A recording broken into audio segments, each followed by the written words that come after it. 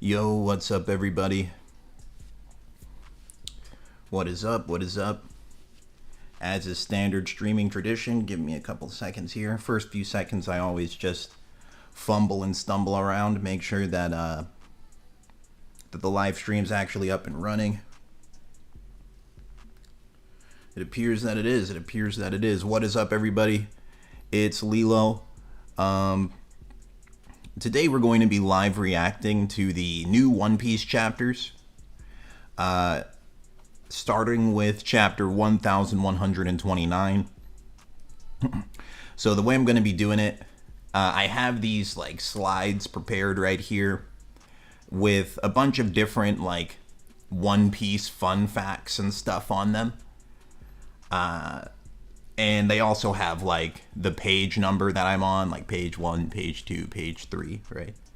So I'll be flipping through these as I read the chapters on my phone.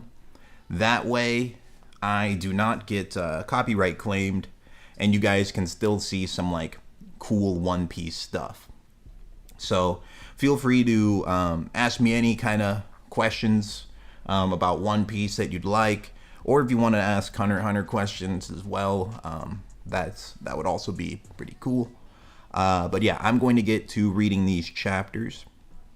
And yeah, let's get to it. So I'm reading them on my phone, and it'll probably, the way I'll do it, I'm going to like read one page, look at the chat, go back, read another page, and just keep going like that.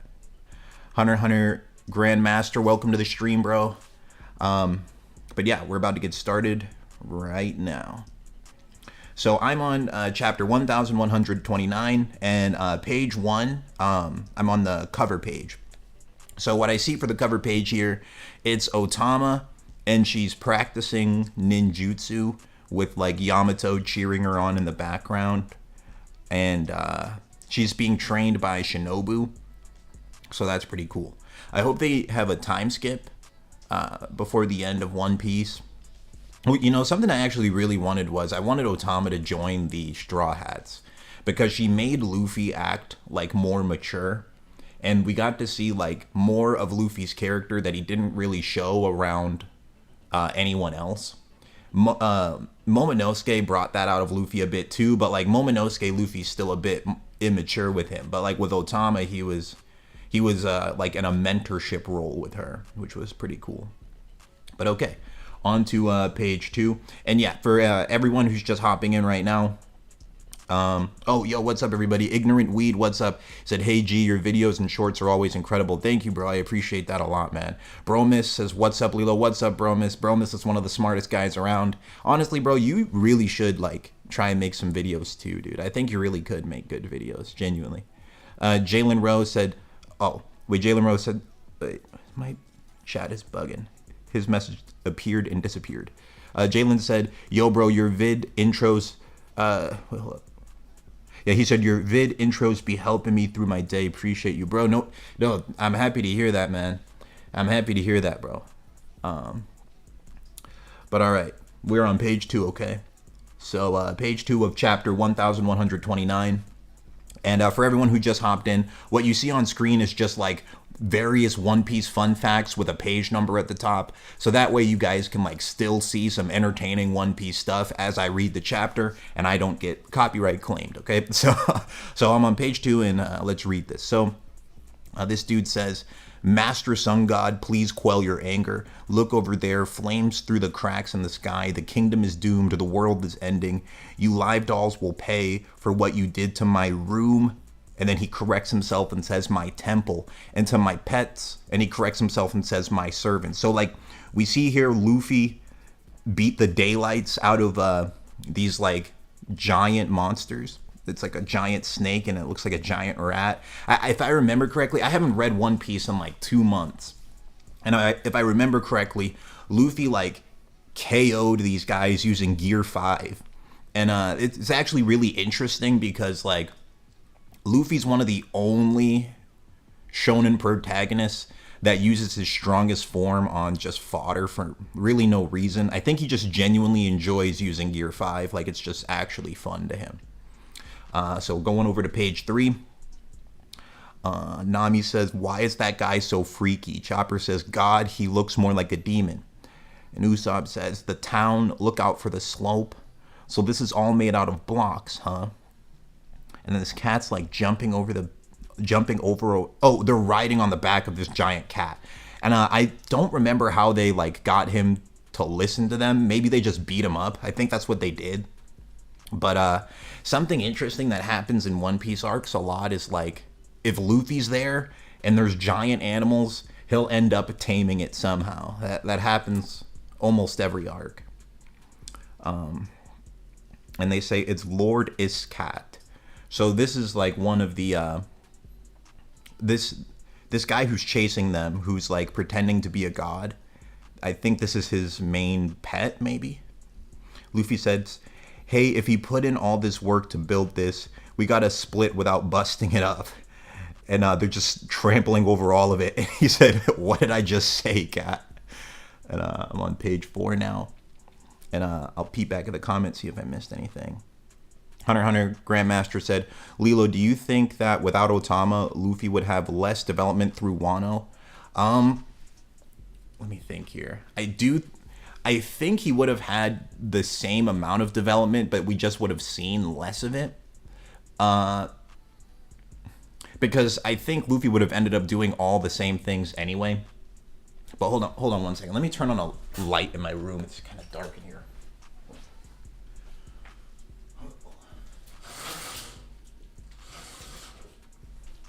All right.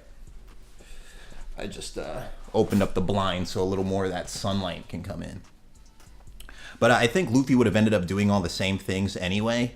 He still would have like liberated Wano in the same fashion, but we wouldn't have seen him take like that mentorship big brother role, because there's a few times where he's like just like genuinely spitting wisdom to Otama, and he doesn't do that very often. But I'm on page 4 now. So let me see this. So yeah, the god guy that's following them, he's a giant, and he's wearing like a deer skull as his mask. And he says, "Wait, Iskat, why are you helping them?" And Usopp says, "I told you, Luffy, just look at the schematics for the country. Hey." And and Nami's just chucking it. She says, "Don't worry, I've memorized it." Yeah, Nami's an overpowered navigator.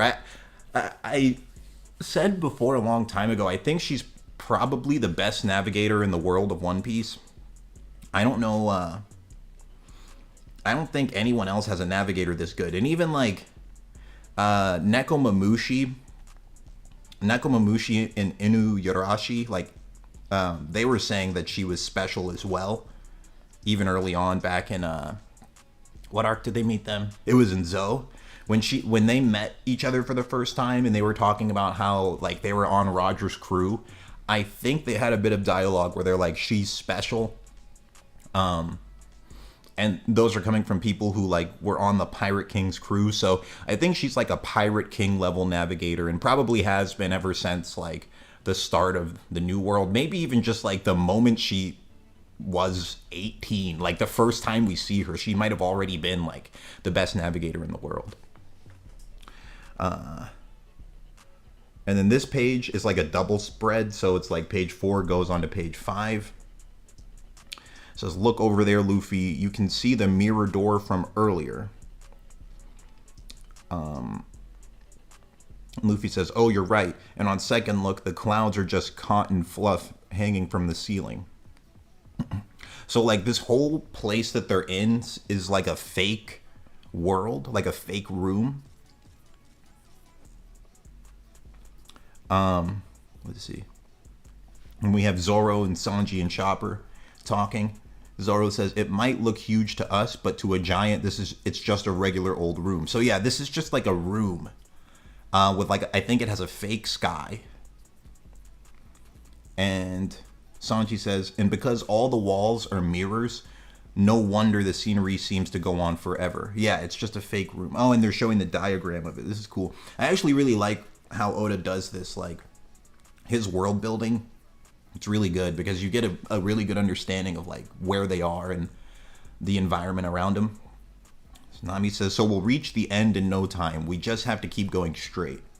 So, okay, yeah, they're going towards the mirror. And I wonder if, like, the people that are here know that they're in a room, too, like, other than the Straw Hats. So we're already halfway across this so-called kingdom. Okay, I'm on page 6. Now let me peep the chat, see if I missed anything.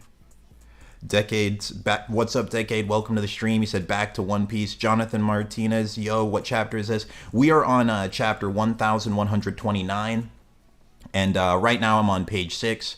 And what I have on screen is just like a bunch of different like panels and like SBSs and cover pages from just random One Piece chapters.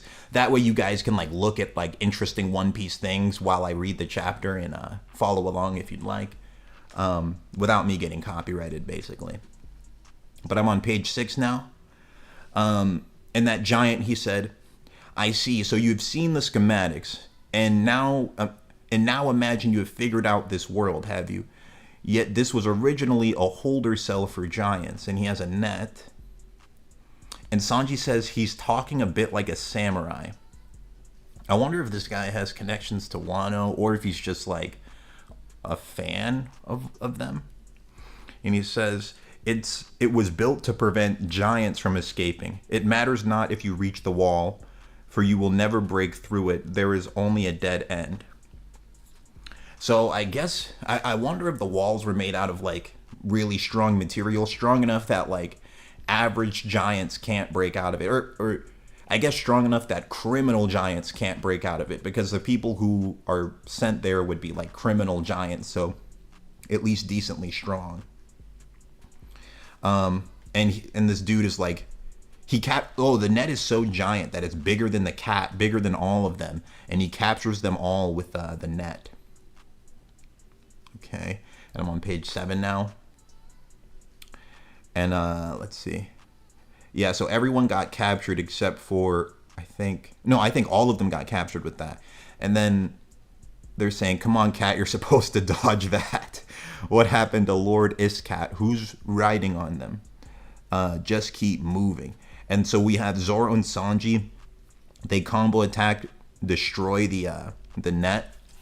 And if I remember correctly, because I haven't read One Piece in like about 2 months, it seems like Sanji's using Ifrit Janbei like as casually as he was using Diablo Janbei in the past, and that's pretty cool. Like when there's no color in the manga, it's hard to tell a little bit which one's Ifrit and which one's Diablo if he doesn't like say the attack name. But I think the way Oda draws it is like Ifrit looks like Diablo Janbei with like lightning on it. But obviously when you're watching the anime or like reading the colored version of the manga, you can tell. But they break through the net, and I think that was supposed to be really powerful. Net. On to page 8. I'll peek back at the chat. Yo, what's up, everybody who just hopped into the stream? What's up? We're on page 8 of chapter 1129. Let's see here. 7 said, yo, what's up, 7? Hunter x Hunter Grandmaster, thoughts on Elbaf so far? It's a very cool world. These are just the starting chapters for me. So far I'm liking it a lot. Jonathan said, oh, okay. Drew, Drew, what's up, bro? What's up, buddy? Drew's one of my friends. He's a cool dude. Jonathan, Shamrock, Figureland is cool. Oh, bro, no spoilers. Please don't spoil me. I've heard that name, but I don't know who that is yet, but please don't spoil me. Okay, I'm just going to go back and keep reading. Okay, I'm only on chapter 1129, boy. Bro, don't spoil me, please. Oh, man. But I'm sure he is cool. I'll get to that in a second. But I'm on chapter 1129, okay? So, yeah, page 8, let me keep going. So the giant's surprised that they broke through the metal wire. And he says, no matter the cruel and violent ear, God awaits them ahead. This also, I feel like this arc's going to have like cool parallels to Skypiea. Because it seems like this dude, I don't know if he'll be a main staying character, but he reminds me of Anil, because Anil had a god complex too. but he was just a normal dude with a strong devil fruit. And this guy has people calling him the sun god. Like, this arc's gonna have a lot of stuff about Joy Boy and stuff in it, for sure. And they said, we have some bad news about the ear god. It was mysteriously burned to death earlier today. The sight was heartbreaking and more than a little ominous. Just before bizarre cracks appeared in the sky. It's an accursed day. So they're showing the skeleton of like one of the animals. This was if I remember correctly, this was like the giant, I think it was a giant rabbit that attacked the Straw Hats, and like Luffy, Zoro, and Sanji just one-shot it. And another thing I remember was Luffy was using Gear 4 in base. Like, he just turned his leg into Gear 4. So it was showing like new powers Luffy's gained after Egghead, which is cool because he gained a new gear. And what was shown in the past was like when Luffy would gain a new gear, he had mastered the other ones first. Like when he developed Gear 4, right? He had already mastered Gear 2 and Gear 3. And was able to do them without the drawbacks that he had pre-time skip. But then he developed Gear 5 in Wano, but he still had not mastered Gear 4 yet. But now it's looking like Luffy's actually mastered Gear 4, and it's just a really strong dude these days. All right, page 9. Yeah,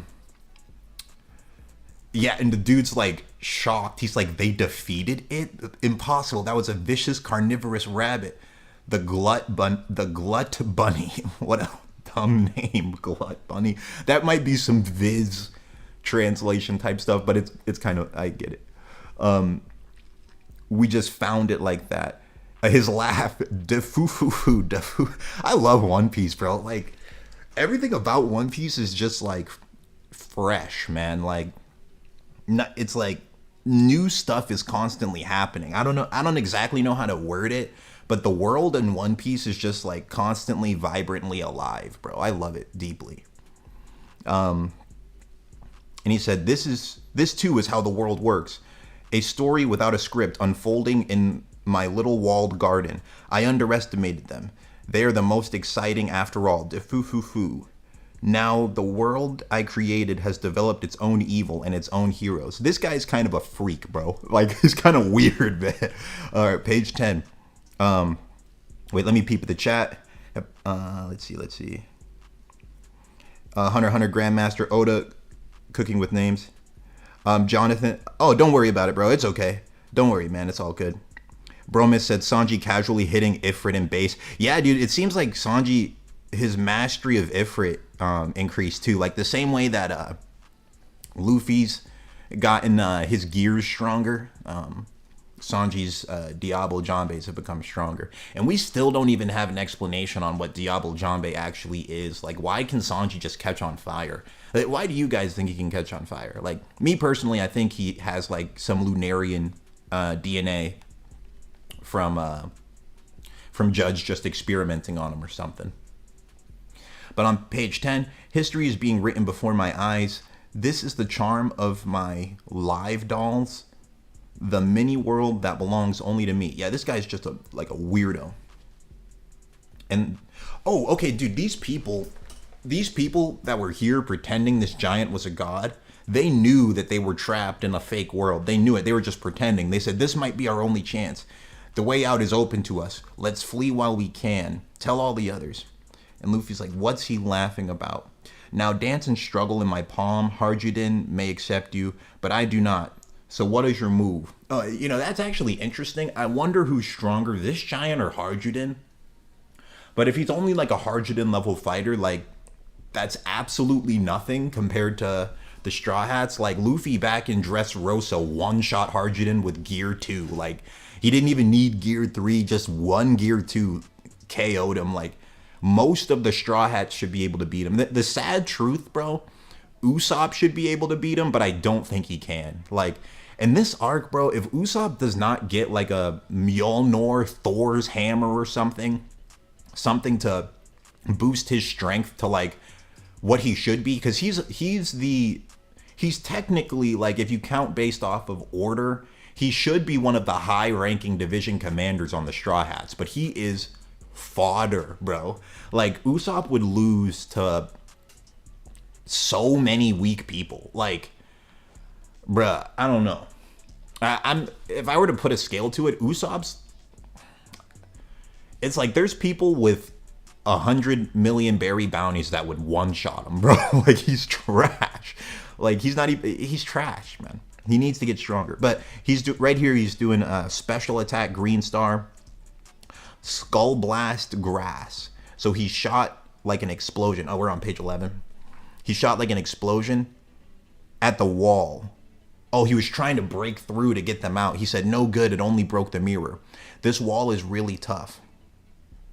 And Luffy says, okay, I got this one. Well, so he broke the mirror, but that's squat. But I guess that's just to show how strong the wall is. I think that might have been Usopp's strongest attack, and it like didn't even dent it. And all right, I'm going on to page 12. The dude said, the tragic folly of the weak and yet so brave, a real tearjerker. This guy's weird, bro. He said, I am so glad to have... He said, I'm so glad to have you in my collection. Ultra rare Luffy, ultra rare Zoro, ultra rare Nami. So he knows who they are, right? Like he's looked at their wanted posters and stuff. That's probably why he's saying ultra rare. Oh yeah, and this is Luffy. He's doing Gear 4 in base, bro. He said mini Gear 4. So one thing I'm wondering, I wonder if these Gear 4 punches are as strong as if he goes into Gear 4 like all the way. What do you guys think? Do you think like Luffy with these Gear 4 punches he's doing now, like while he's in base form, do you think it's the same strength as when he's full transformed Gear 4? Broma said, why did Oda do nothing with Usopp's observation since Dressrosa? It was like the one thing Usopp could have done, and he just forgot how to do it. Exactly, bro. Usopp should develop future sight. Broma said, ain't no way this guy collecting bounties like Pokemon cards. He basically is, dude. Jonathan says, One Piece has tons of designs. That's why I like it so much. I do too, man. It's really cool. Ignorant Weed said he thinks it's about 70% as strong. I could see that. Like, it's definitely considerably stronger than Gear 3. But probably just a little weaker than his full transformed state. And I also wonder if his, like, full transformed state still has the hockey drawback. Like, when he uses it, does he need to wait a minute? Or does he still have to wait for his hockey to regen after using it? It seems like that's the biggest advantage of the mini Gear 4 is he can just use Gear 4 attacks without having to worry about like running out of hockey. Nami said, hey Usopp, natural disasters aren't anyone's fault, right? And they're just talking about that. Hold on, I'm reading this. Oh yeah, I remember reading this before that. Okay, yeah, because I had read this chapter before. I remember this guy's a perv, bro. Like, he changed Nami's clothes while she was sleeping. Like, that's so creepy, bro. This guy's a creep. All right, let me keep reading it. And, and it's showing when the giant found the Straw Hats. So, yeah, there was, like, a gap. Because, like, we didn't know exactly what happened to the Straw Hats. They were just getting crunk with the giants, partying after Egghead. And I'm pretty sure they just all, like, blacked out from partying. And then next thing we knew, they were in Elbaf and didn't even know how they got there. So this is, like, filling in some of those blanks for us. Page 14. So the giant said they passed through the sleeping mists en route to Egghead. Or that's, like, what he thinks happened. Said, when I heard that Harjuden had cast aside his dignity and become his henchman, I was furious. Does that make me a member of the new giant pirates, a henchman too? Oh, okay. So this dude he's probably weaker than Harjuden. Because I think Harjuden was a pirate captain of his own. And I think Harjuden is this like weirdo's captain. Their group was the new giant pirates, right? And so technically this dude's part of the Grand Fleet, and he's doing this to his commanders. Like, bro, kick this guy out, bro. Kick this guy out. He shouldn't be on the squad. I do not want him as part of the fleet. He's a weirdo. Said an almighty warrior of Elbaf subservient to some tiny human. Has he no pride? Look at this tiny, frail figure. And here he is just simping over Nami. Dude, this guy is a freak, bro. He's creepy. Said, you'll simply go missing to the rest of the world. Instead, you'll be stuck here with me, struggling to get free. I will not serve you, you will serve me. So this guy is just a straight up weirdo. And I'm on page 15. And Nami summoned Zeus and just blasted him with a lightning bolt. Nami's attack power is very impressive. Like, I wonder what's the strongest creature Nami could one-shot, but this dude was weaker than Harjadin anyway, so it's not that big a deal. I wonder if he gets one-shot by that. It at least did serious damage to him. He's still standing up after that lightning blast, though, but the sad truth, man, is like Nami is like many times stronger than Usopp, and she's just the navigator. She's not even in a fighting type position at all. Like, Usopp is the sniper, bro. He should have, like, one-shot attack power on a lot of strong people. Like, he really should.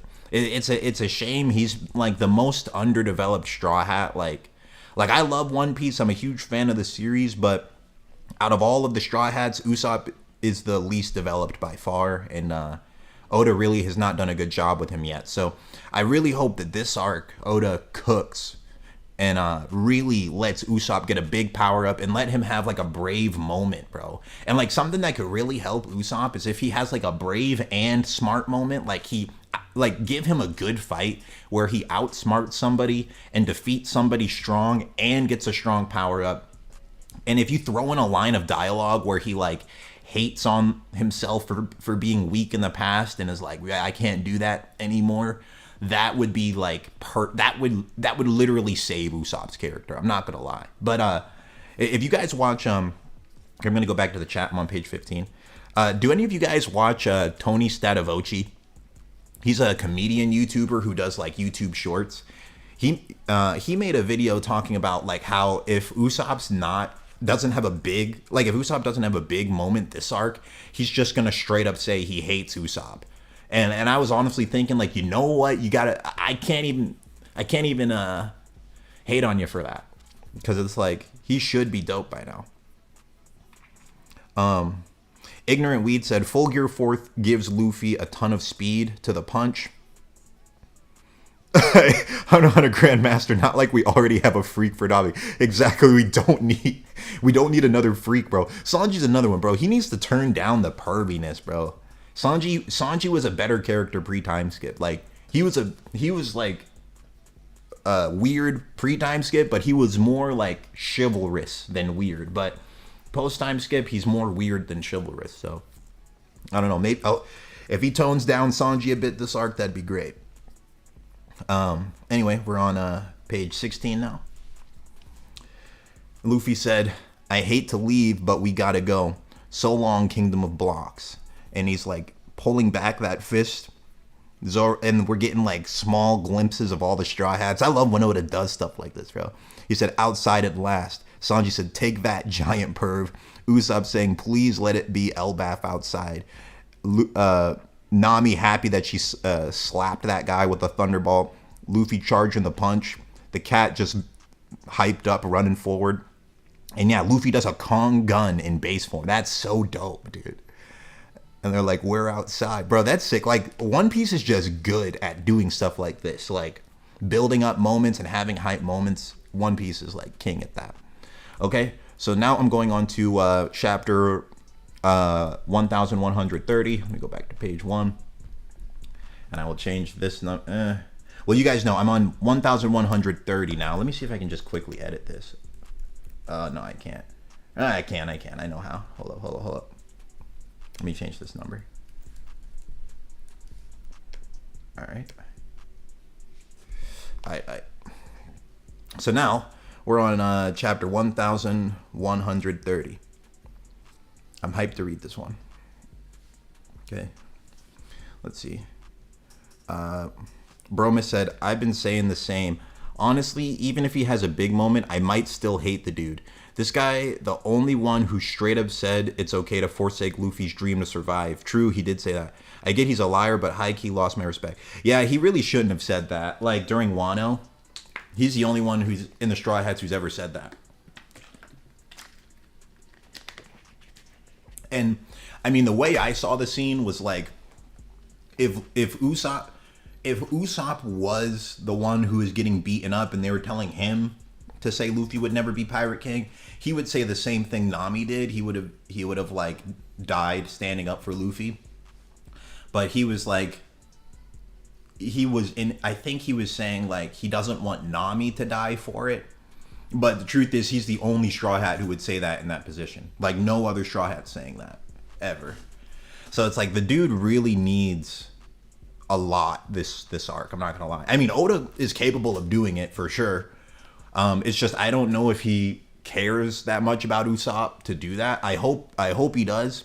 But I mean, Oda has written like we know Oda can write stuff like far better. He can make you go from hating a character to loving them really fast. He's done it many times. Like, what was that guy? Senior Pink, I think his name was, the dude who like always dressed as a baby in Dressrosa. That's like one of the best examples I could think of. Like that dude, no one thought he was cool at all, and then by the end of the arc, you're like, this is one of the best written characters Oda's ever had. So if he does something similar writing level for Usopp, that's like what he needs. But yeah, he let Usopp fall way too low. He's given him no moments, man. Let him fall way too low. But so on the cover page of 130, Yamato's like taking a nap and someone's stealing one of the swords. I don't know who it is though. I wonder who would steal one of these swords. Okay, page 2. Let's see here. So it's Frankie talking to Dory and Brogy. He says the search is over. To make long story short, we searched and we didn't find nothing, but we know they're alive. They're alive and well, so thanks for trying so hard to find them for us. It really warms our hearts. So, okay, so the Straw Hats are split. Like, some of them are still on the ship. Where's the Sunny go? It looks like they're on Dory and Brogy's ship. So I wonder what happened.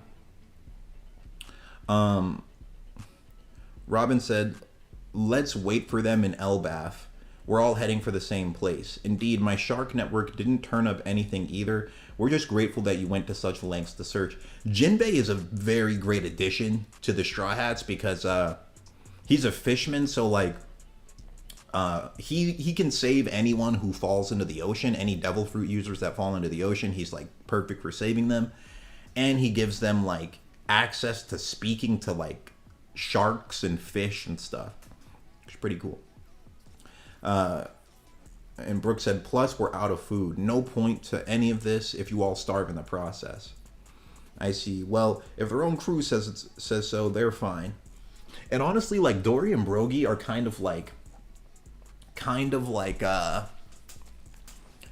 they're not part of the Grand Fleet, but like they are almost like honorary members because I'm pretty sure they have connection to Harjuden.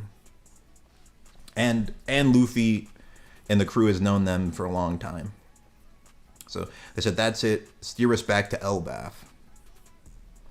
So they're going back to Elbaf right now. Okay. And now we're starting to see like what Elbaf looks like outside of that room, actually seeing the real Elbaf. This is dope. So they're looking at this gigantic tree. It reminds me of like one of those world trees in Hunter x Hunter because it's so tall that it's like going into the clouds. And he said, look at this tree. How many thousands of years old is it? Are they all like this? That's crazy. And I see here Sanji gave his coat to Nami. Like, stuff like that is cool. Like, this is the kind of Sanji I want to see. I don't want to see Sanji, like, being a simp. This is more like pre-time skip Sanji stuff. Like, gentleman Sanji. I want more Sanji moments like this, bro. Like, I guarantee by the end of this arc, maybe even by the end of this chapter, this dude will do some, like, pervy stuff, bro. Like, but I would like it if this man, like, for the whole arc, like, limit him to like 3 more perv moments at max, bro. I want and have like twice as many gentleman Sanji moments, because it's like, bro, we need Sanji and Usopp need some work this arc, bro. But yeah, this is crazy. So they have a bridge extending all the way to one of the top branches of the tree, it looks like. And he said, "Hide, there were giants coming down the bridge." So this bridge is so big that giants can walk on it. So it's gigantic, obviously. I'm on page 4. And they're showing, okay, dude, I think these are giants from the New Giant Pirates, because I remember there's a cover story that shows Harjin's crew, and this girl giant and this dude, I think they're both part of his crew. Let me peep the comments real quick. 7 said, like one of Odin's swords. Yeah, I think one of the swords that was well, actually, was it? Or because Zoro has Enma, was the other sword still there? Like, did Odin's other sword stay in Wano? I think it did. So maybe that's what they stole. Tona said, "Hi, love your vids." Thanks, Tona. I appreciate that, bro. Welcome to the stream. Broma said, "Fishman Island ruined, bro." Yeah, dude, Fishman Island set Sanji so far back. It really did. Like, that's the sad truth. Fishman Island sent Sanji back, man. And honestly, some of his moments in Egghead Island, I don't even like talking about him, because it kind of creeped me out a little bit. He was towing the line there with some of those statements he was saying about Bonnie, man. He was towing the line. Like, he wasn't pervy with her, but like, the creepiest moment he said was like when he kicked away Kizaru's light beam and he said the power of love is stronger than light. I'm like, hey, yo, what do you mean by that? What do you mean by that? You know, that scene was bad. I wish that wasn't in there, honestly. I wish he didn't say that. But anyways, I am on page 4. So these are showing the members of Harjin's crew. Oh, dude, these guys don't even like him, bro. These guys don't even like that creep.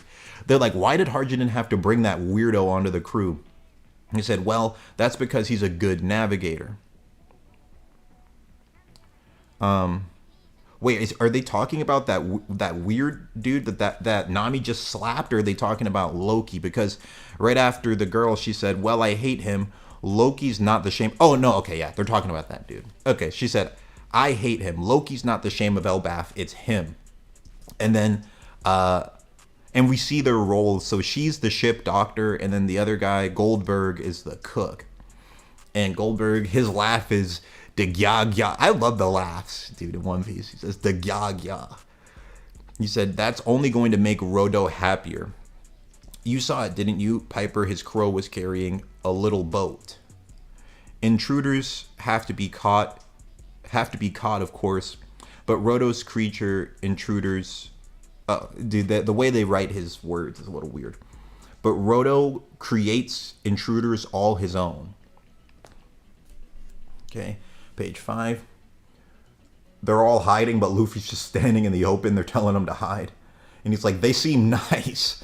No, stop. The perspectives are interesting, because like when it's just the giants on screen on the bridge, they just look like normal human beings on a bridge. But compared to Luffy and the crew, they look like Luffy and the crew look like ants on the bridge compared to them. It's very interesting. And the giants were talking. They said, I'm going to find them and tell Chief Yarul about this.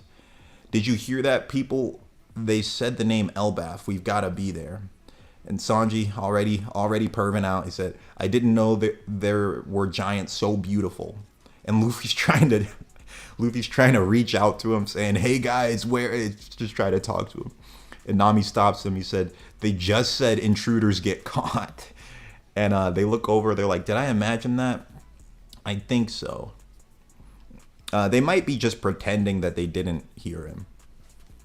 I think they're just pretending they didn't hear him. Okay, I'm on page 6 now.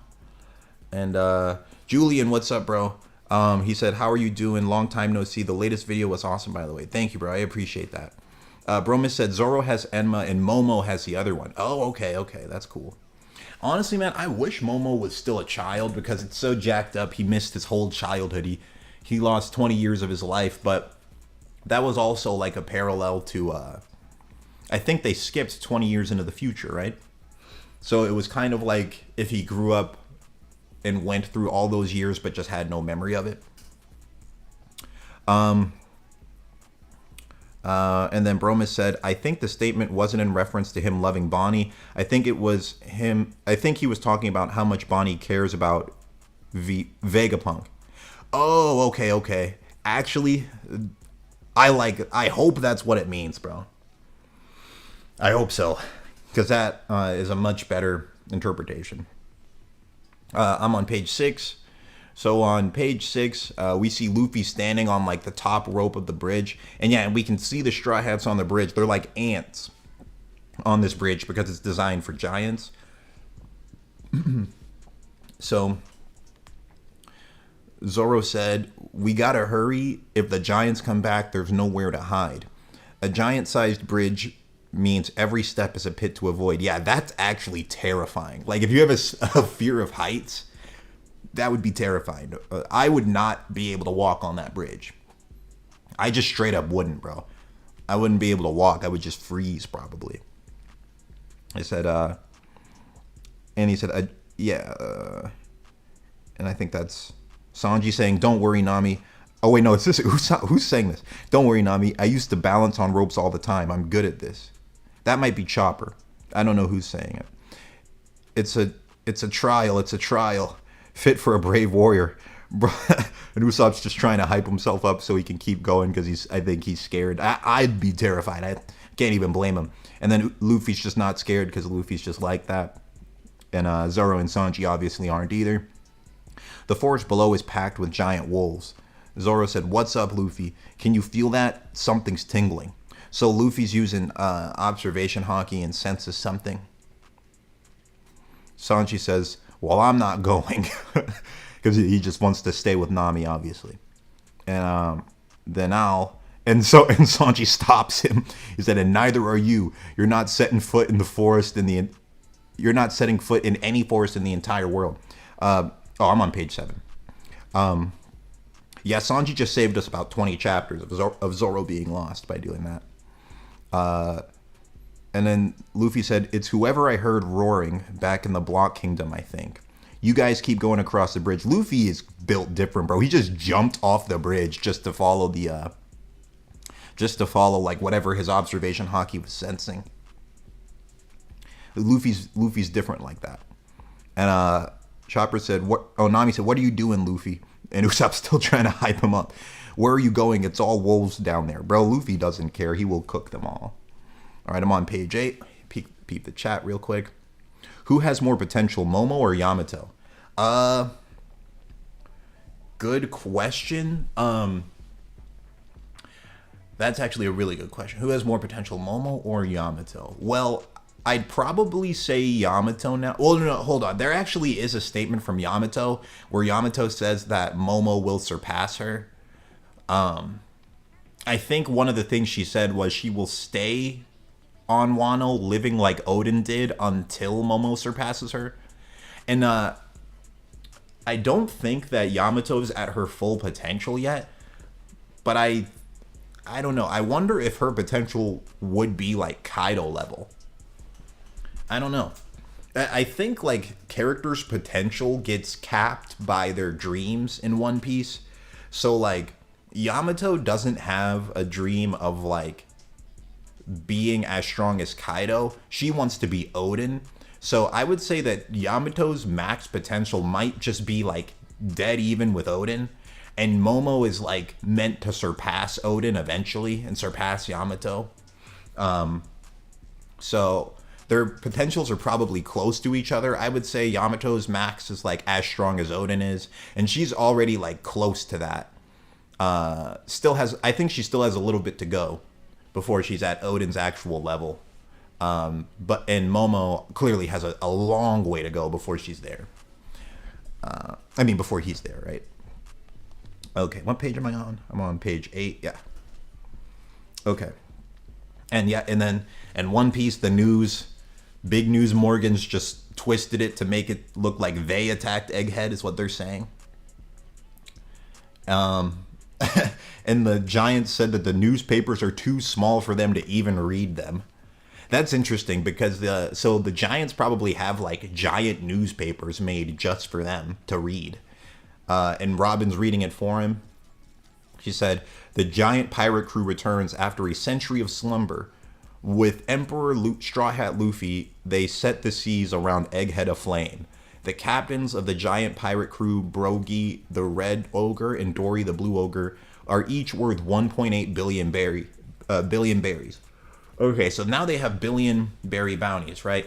I actually remember like reading about this. Like when I stopped 2 months ago, I like skimmed these chapters, I think, before I stopped reading it 2 months back. Like I took a break from it. I'm pretty sure they have bounty inflation. Pretty sure they're about to say it in the next chapter. So let me just keep going. This is very interesting. And they're both shocked by it. They said 1.8 billion. I didn't think we were back in action. And you were each at 100 million back in the day, right? That's a big jump. Robin said, of course, inflation means the currency value has changed a lot in 100 years. That seems appropriate for an Elbaf warrior chieftain now. That's interesting. So I wonder if, like 100 years back, you just multiply by like 18 for everyone's bounty. That's 100 years old. Or if their bounty increased some from the Egghead Island incident as well. Like, I think their bounty of 100 million was frozen at 100 million because they weren't sure if they were alive or not, or they just thought they were inactive. I don't know. That's actually a super interesting concept. Like the concept of bounty inflation, you can make so many videos just talking about that, because that means like even people like Roger and Whitebeard, their bounties would be inflated in the modern day too, because Roger got his bounty, like 20, 30 years ago. I think it was 5.6 billion, or I think it was 5.56 billion.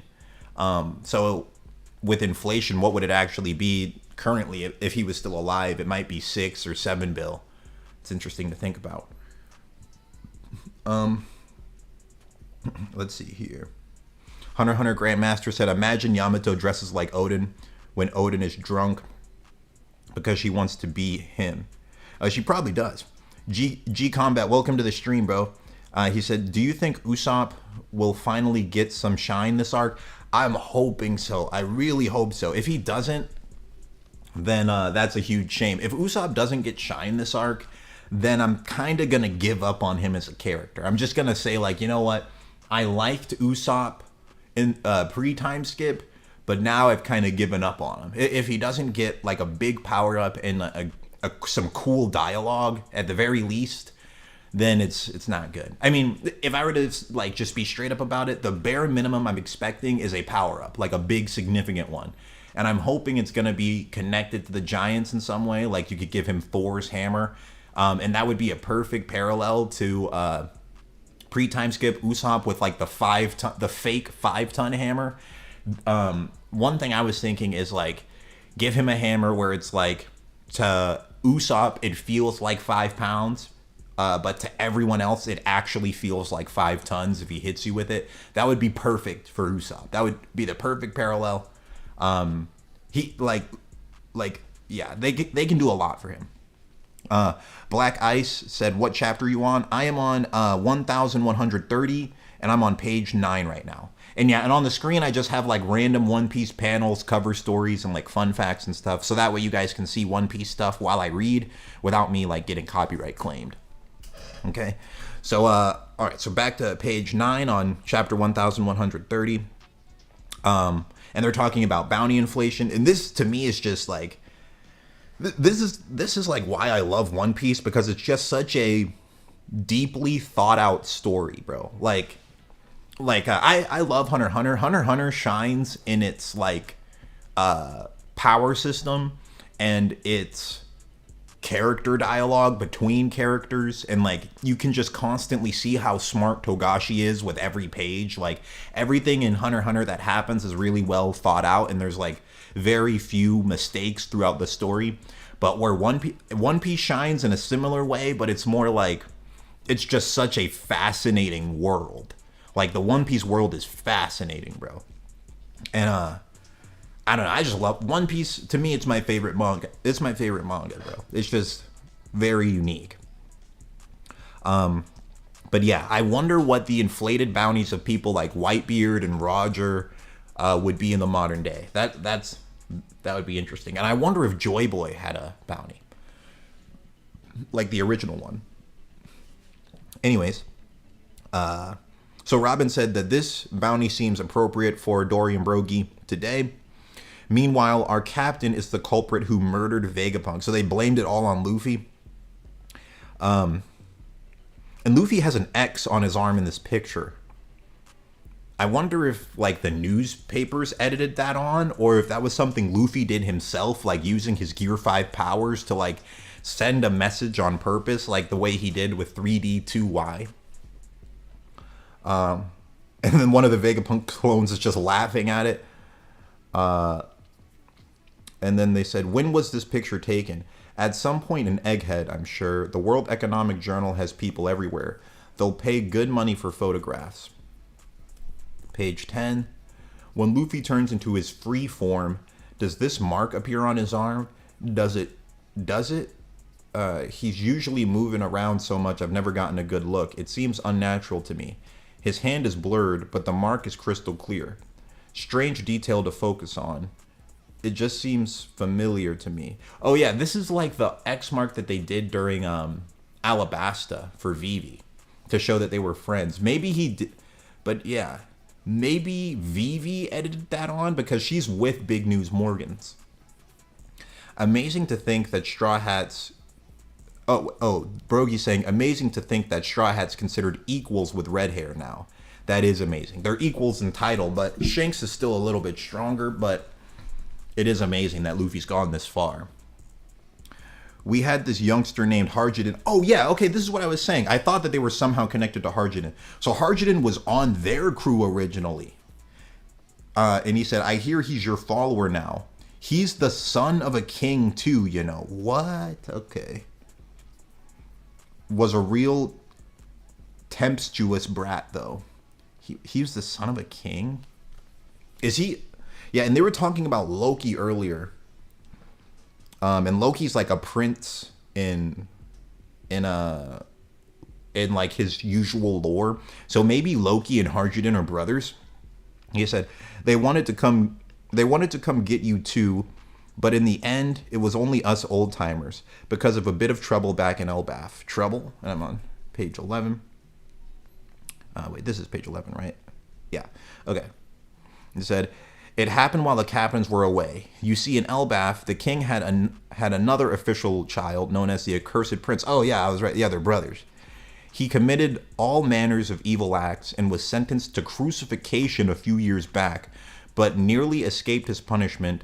It took all of our warriors to get him under control. So Loki's probably the strongest giant on the island. Way stronger than Harjiden, because Harjiden is not built like that. Harjiden's probably the younger brother, with Loki being way stronger and just having way more potential.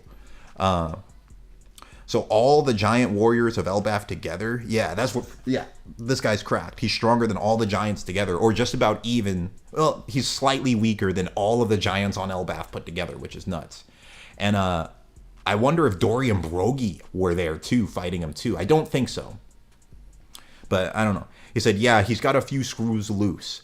His desperate desire for a legendary devil fruit. Like, this is the stuff I love about One Piece, bro. This is sick. Okay, he said, his desperate desire for a legendary devil fruit passed down through the Elbaf royal line led him to kill his father, King Harold, and eat the fruit. So he got the fruit, actually. The next time that Loki, the accursed prince, is unleashed, the world will be brought to ruin. He is the shame of Elbaf. Bro, this manga is peak. Bro, yo, wait, hold on. This is Loki. They're showing him.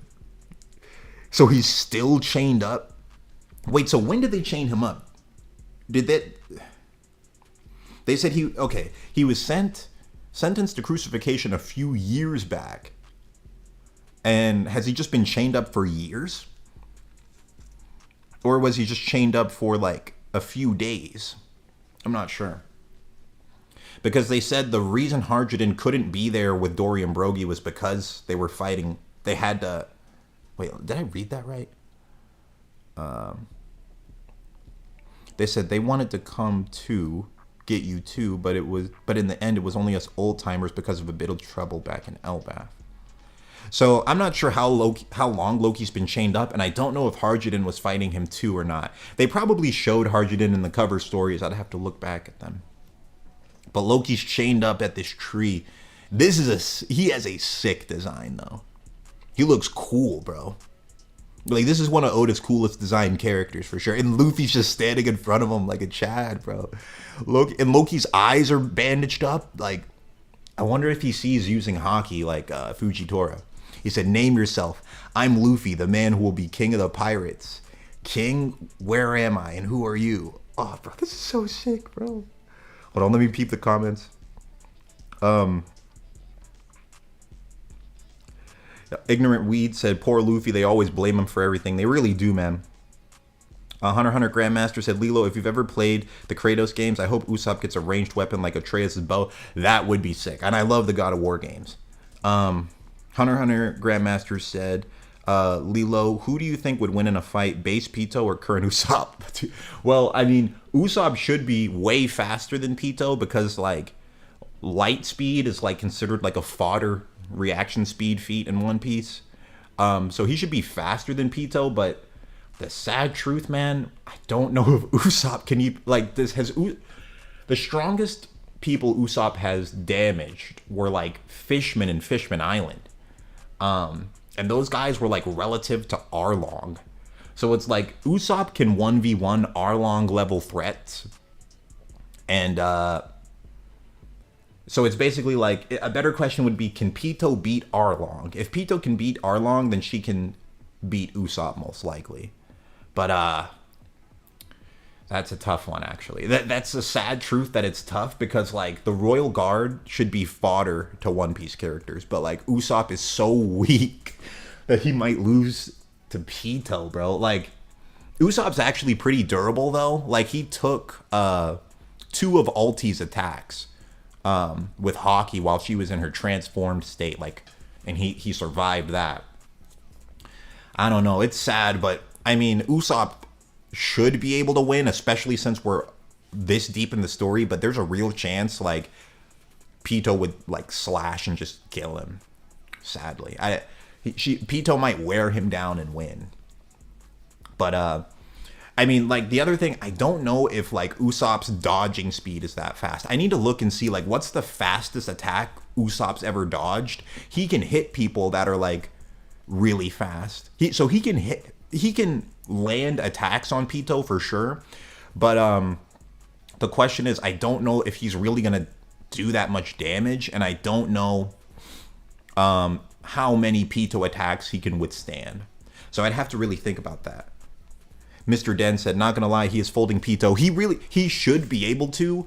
Like, every other Straw Hat is like one-shotting Pito. Like, Nami would one-shot Pito. Everyone else is one-shotting Pito. But, like, Usopp might actually lose because he's that much of a jobber. I don't know. Like, let me know your guys' thoughts on that, because Usopp should be way faster than Pito because, like, to put it into perspective, like, pretty much every Straw Hat has dodged light beams. Even Zoro, at the end of Thriller Bark, after taking all this damage, he was so injured he could barely stand up. Kuma shot air palms at him, like dozens of them at the speed of light, and Zoro was still dodging that. So it's sad to say, but would Usopp lose to that Zoro? He might, bro. Like, do you guys remember at the end of Thriller Bark, like after Kuma did the Ursarasu shock and like blew them all up, and Zoro and Sanji were the only ones still conscious? That super injured Zoro was able to like dodge the air palms. Do you think that Zoro would beat Usopp right now?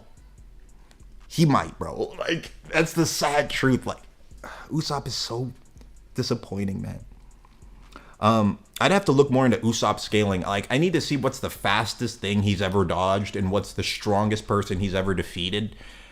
But yeah, I think Usopp's like a Arlong level fighter, which is so sad. Like, he's stronger than Arlong, but like not considerable, like just a bit stronger than Arlong, which is pathetic. Like, even Nami back in Enies Lobby beat, what's her name? That soap girl. I think her name might have been Khalifa, the CP9 agent soap girl. Nami beat her, and that girl was way stronger than Arlong. And like Usopp right now it took him till post time skip to get to that level. Like, it's a shame, bro. Anyways, let's keep going. So I'm on page 14, and 14:15 is a double spread. It's the last page of the chapter. And Loki said, "This is the war land, Elbaf's kingdom of warriors, the most powerful nation in the world, which once lived and breathed warfare. And I am the sun god who brings the world to an end." Loki, bro. Loki's crazy. And he's calling himself the sun god. This is crazy. Like, so we've had 3 different sun gods in One Piece now. We have Luffy, Luffy's not really a sun god. His fruit is just the sun god fruit. Then we have Loki, who's calling himself the sun god, and he was chasing some kind of fruit as well, and he actually got it. So I wonder what fruit he got. And then we had the other dude, that freak, who like captured the Straw Hats, and he was calling himself a sun god. Maybe he like looks up to Loki or something. This is starting to get crazy. We're going on in the next chapter. So now we are on chapter 1131. So this is all, from here on, it's all completely brand new, because I had skimmed those chapters like 2 months ago and didn't really like read them. But I knew Loki was a character, and I knew about bounty inflation, but that was me like really reading it and absorbing it for the first time. So we are on chapter 1131. Let me update this. Okay. We are on 1131. Hopefully my computer, okay, can handle it. Good. 1131. Let me peep the comments, see if there's anything I missed. Oh, yeah, and I've heard that, Black Ice, I've heard that 1138 is crazy. I've heard that. So I'm hyped. I'm hyped to keep reading. But let's go. So this one, it says Loki in the Underworld. In the cover, it's Yamato, Otama, and that horse girl. They're chasing after the sword thief. Okay. So let's go. Page 2. Luffy's hyped that he's on Elbaf. He said, man, the art of One Piece looks good, bro. He said, "I knew this was Elbaf. We've been waiting to get here for ages. Everything really is huge in Elbaf." "Oh yeah? Good for you. By the way." And Luffy just cuts Loki off as he's talking. He said, "I wonder if Usopp will figure it out when he gets up there. What's on the top of the tree?" And Loki's like, "Hey," because he's just ignoring him. Luffy says, "The most powerful nation in the world lived and breathed warfare? Wow, that's wild.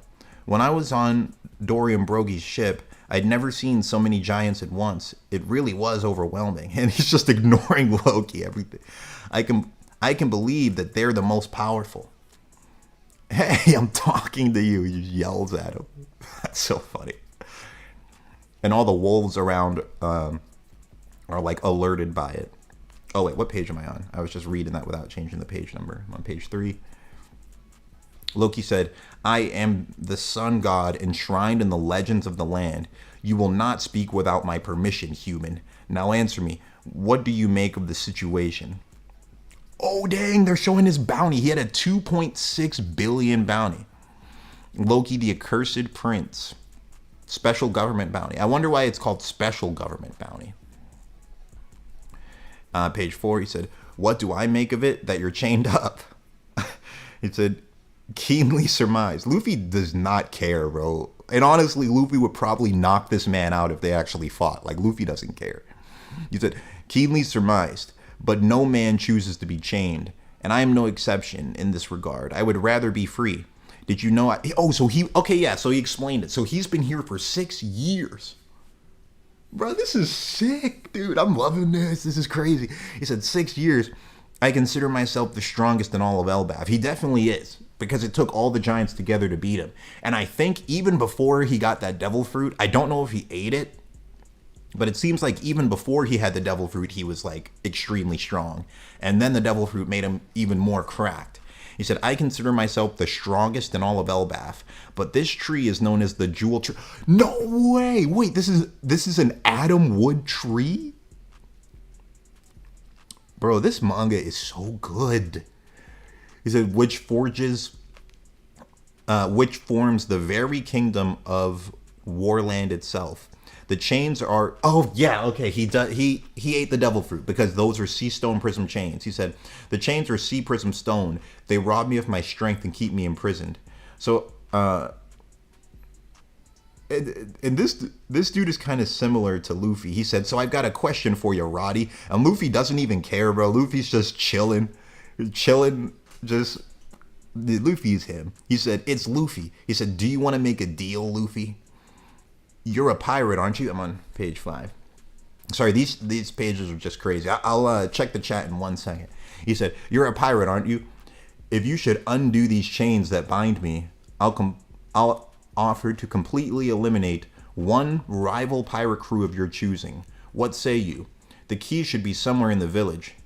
Now, if you'd rather not, I won't force your hand. And Luffy's just thinking about it. Luffy doesn't want help from people like that. He said, oh, but I didn't mention. This is the lowest plane of Elbaf, the underworld, a place that no one dares venture into. Those judged to be criminals are dropped down here. This place is their prison and execution yard. So Luffy's about to have to scrap with probably the wolves. Let me peep the comments. Broma said Shanks has been a Yonko for 6 years. Coincidence? Bro, what? I wonder if Shanks was fighting Loki too. Bro, this manga's popping off. Let's keep going. Oh, and I saw a comment from Mr. Dens. I'm pretty sure Usopp can take down giants. I wonder, man. He might be able to take down like a weak giant. What do you guys think about that? What do you guys think the strongest opponent Usopp could defeat is? But let's go to the next page. Oh, what do they have, like Yetis here? This is page 6. It says, dig into the snow around you and you'll find the bones of giant and man alike. And it looks like a Yeti. Picks up a tree and smashes it. These mountains have existed for tens of thousands of years. In our mythology, we call this the first world. And there's just like a snake like eating a mountain. Then it says, I think this is page 7. This is like another double page spread. A place where the sun is only a dead memory, foolish human. I don't know what brought you to these snowy peaks, but you'd best be wary of the wild beasts. A great and deadly sentinel prowls each and every mountain. And since I was a lad, they've all been fast friends of mine. Bro, I love One Piece so much, bro. This manga is so good. This manga is so good, bro. Like, so all these monstrous beasts are showing up. Each one has a cool design, by the way. One of these dogs looks like the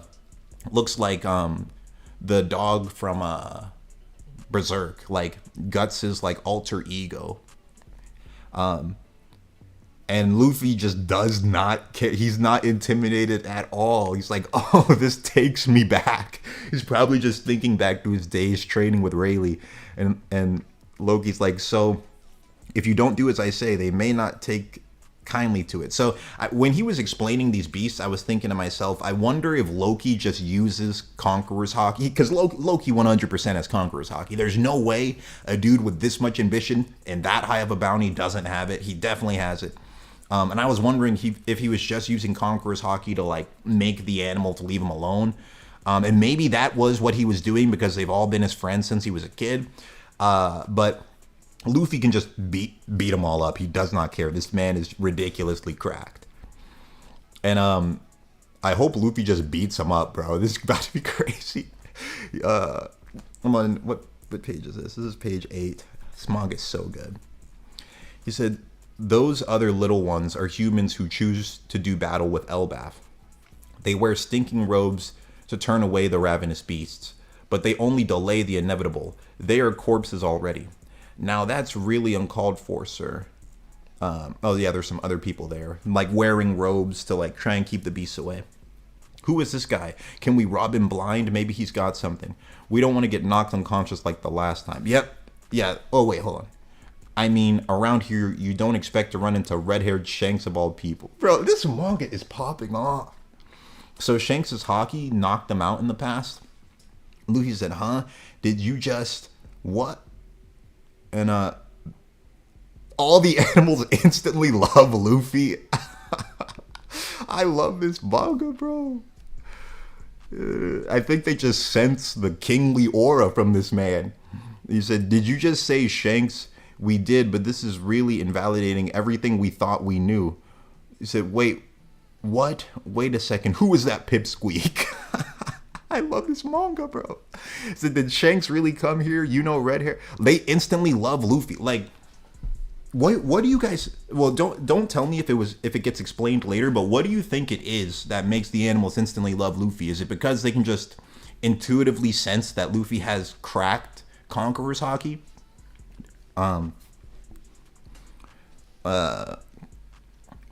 This is such a sick series, dude. Ignorant Weed said, this manga is special. Bro, it really is. It's like such a magical world. Hunter x Hunter Grandmaster Leela, what power system is better, Nen or Haki? Nen for sure. Nen for sure. Like, that's where Togashi really shines. But when it comes to world building, One Piece is better. Even though Togashi could be world building, could like get close to Oda if he develops the Dark Continent a lot. But like, One Piece is the king of world building in shonen. Like, I actually don't know another shonen. Like, honest truth, I think Hunter x Hunter is the second best in world building. Another one that was really good was Toriko, but it got like a rushed ending. Toriko's world building used to be really good, like in the first like 70% of the series, but the last 30% they just like skipped like 8 arcs.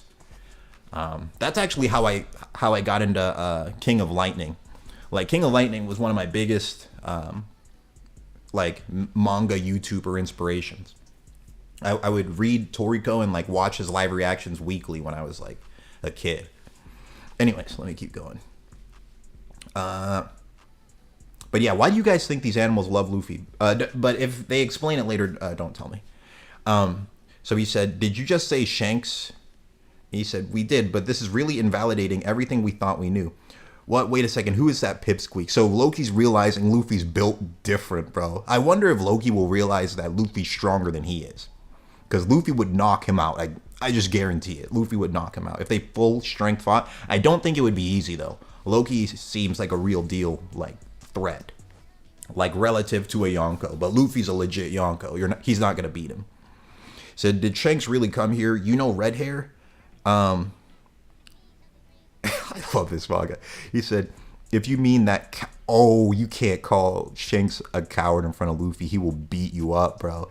He said, if you mean that coward of a pirate, he certainly did. Well, Loki might get knocked out here. We're on to page 10. Oh, no!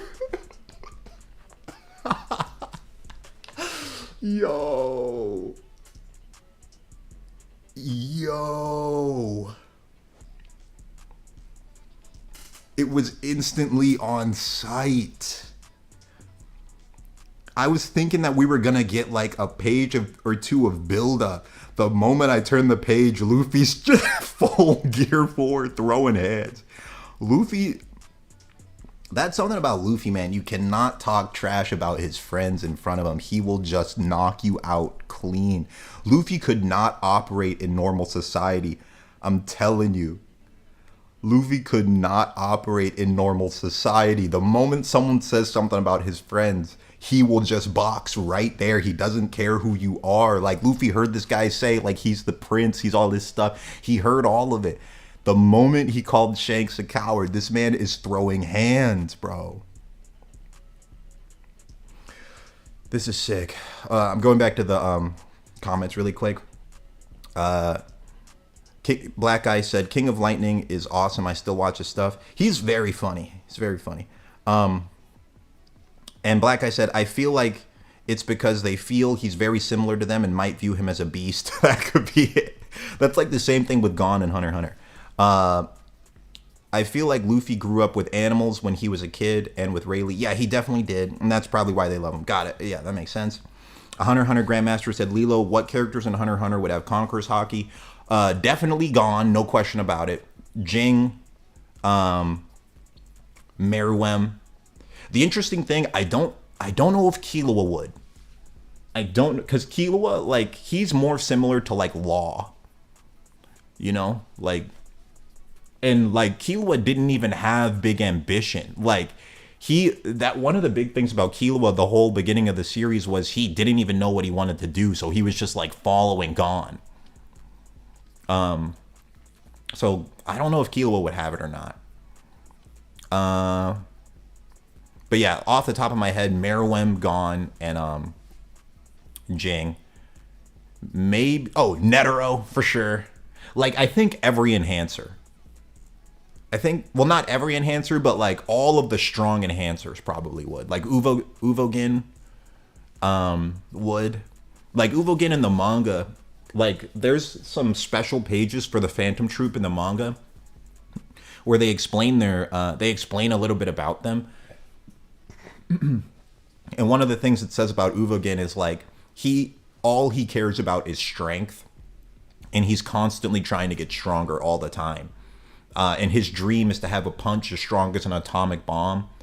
And so he's like constantly trying to get stronger. So like Uvogin probably would too.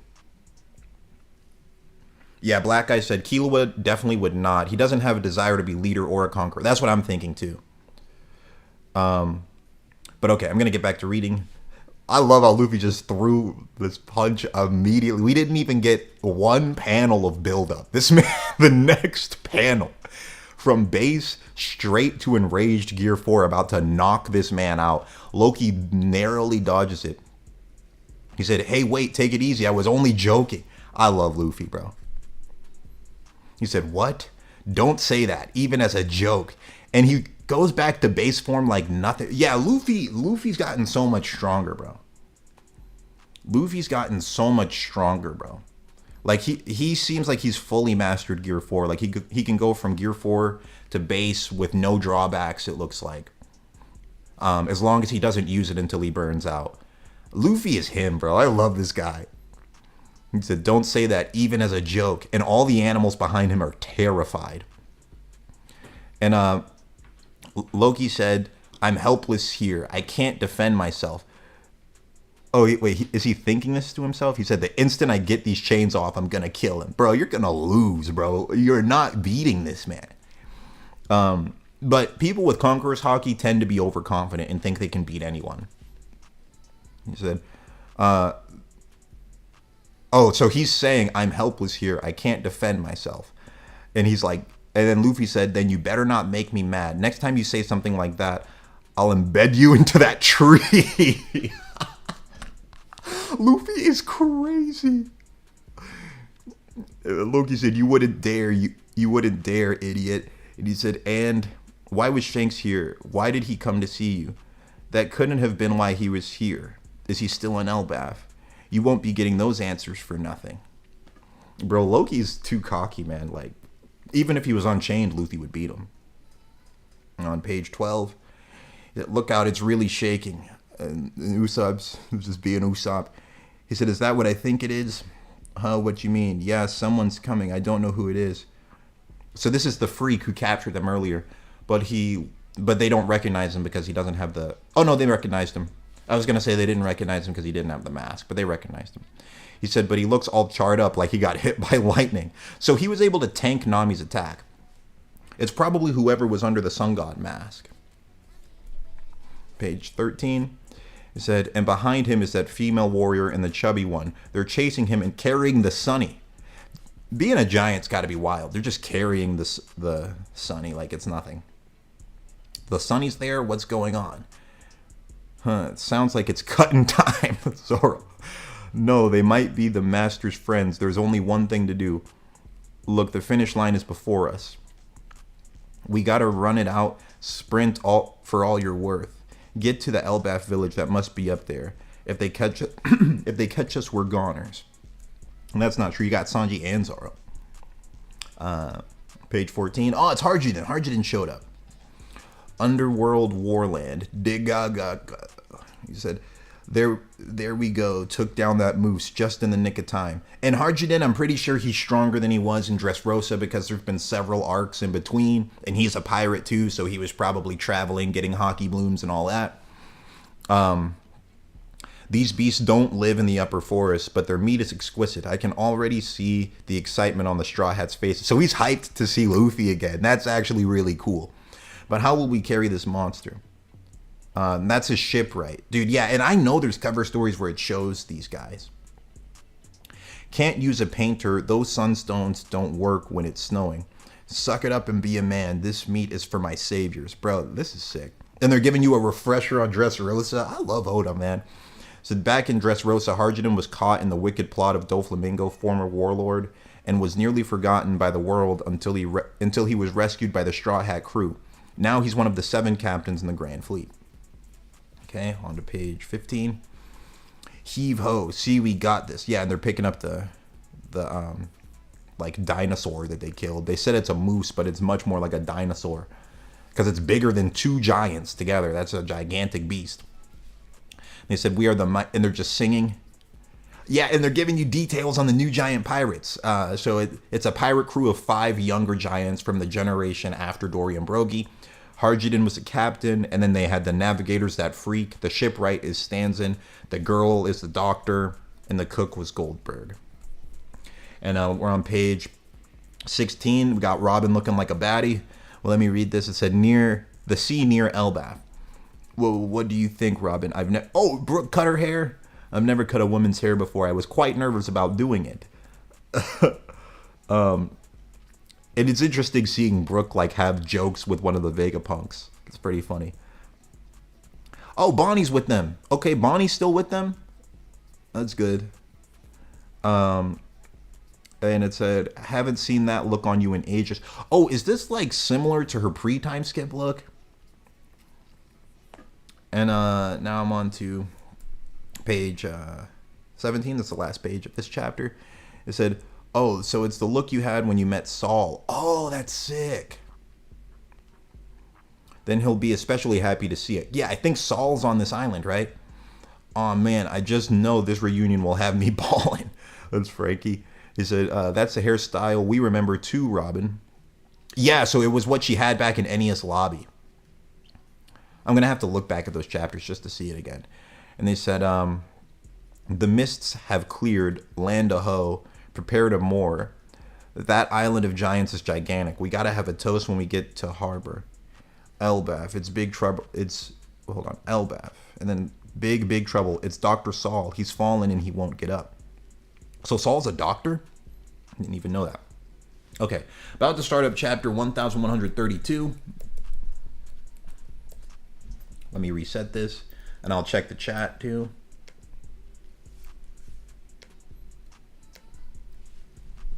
Okay, let me peep the chat, see what people are saying. Let's see here. Menace said, King of Lightning has bad takes, but he's funny. Yeah, his power, I can't even listen to his power scaling at all. It frustrates me because King doesn't really do King does not do power scaling. In all respect, he doesn't do it. Like what King does is he just says like which characters are his favorite, and then he just makes arguments for them being as strong as he wants them to be. That's not really power scaling. It's just like agenda scaling. Like King just does like agenda type scaling. It's not actually power scaling. As much as I love King of Lightning and he's hilarious, I watch him because he's hilarious, right? Like my favorite videos for King of Lightning are to watch his live reactions. But I do not watch his power scaling videos anymore because like once I started power scaling, I realized like he's not doing that. You know, he's just like whoever is his favorite character, he will just say they're as strong as he wants them to be. And that's about it, you know. But I still love King of Lightning. You know, he's a great guy. And honestly, bro, if I could ever collab with him, I'd actually be happy. That would be sick. He's one of the people where I would love to have like a One Piece discussion with him. Not power scaling really. Because King, he seems like even if he's wrong, he won't admit it and he won't change his views on anything. So I don't want to have power scaling discussions. But I would love to just talk to him about One Piece and about Hunter x Hunter and Jujutsu Kaisen. I think that would be very fun. But in my opinion, where he shines the most is his live reactions. He's absolutely hilarious. And like when I was a kid, I used to watch him on Twitch too. Like I was that big of a King of Lightning fan. I would watch his I remember watching him Twitch stream Dark Souls 3. And I remember I was in high school and I would watch those streams while I would play Dark Souls 1. Those were like some precious memories of my life. Let me read these comments here. Tolby said, "Can you tell me that Luffy can beat adult Meruem 40 years old?" Oh, well, it's hard to tell how strong Meruem would get exactly. Because everything we saw from Meruem, he was like not even a month old. He was a baby and he was already like extremely cracked. And the way his power worked was like anything he eats makes him stronger. Like if it's a Nen creature, he gets stronger every time he eats. That's like how Toriko characters work. So like if you read Toriko and you look at like how strong characters get in that, you start to understand like Meruem was cracked. And he was supposed to absorb Pito as well, but Gon killed Pito. So the post-Rose Meruem we saw was not even the true, real post-Rose Meruem. Like, he was supposed to get Pito's powers, too.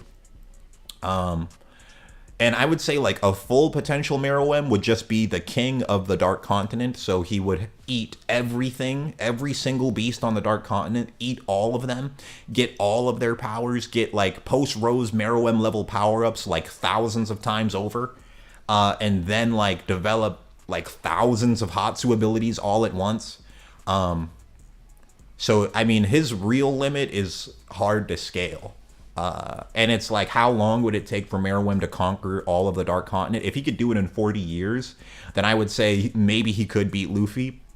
But to put into perspective how big the gap is between Luffy and post-Rose, like just normal post-Rose Meruem, or maybe I should say just let's do Meruem first. Like, base Meruem is like a lightning timer.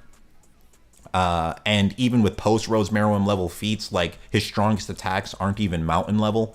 That makes him like considerably weaker than Enies Lobby Luffy. Like Enies Lobby Luffy was already like many times faster than Light, scaling off of like a near-death base form Zoro who could barely stand was faster than Light when he fought Kuma. So Gear 2 Luffy and Enies Lobby was like many times faster than that.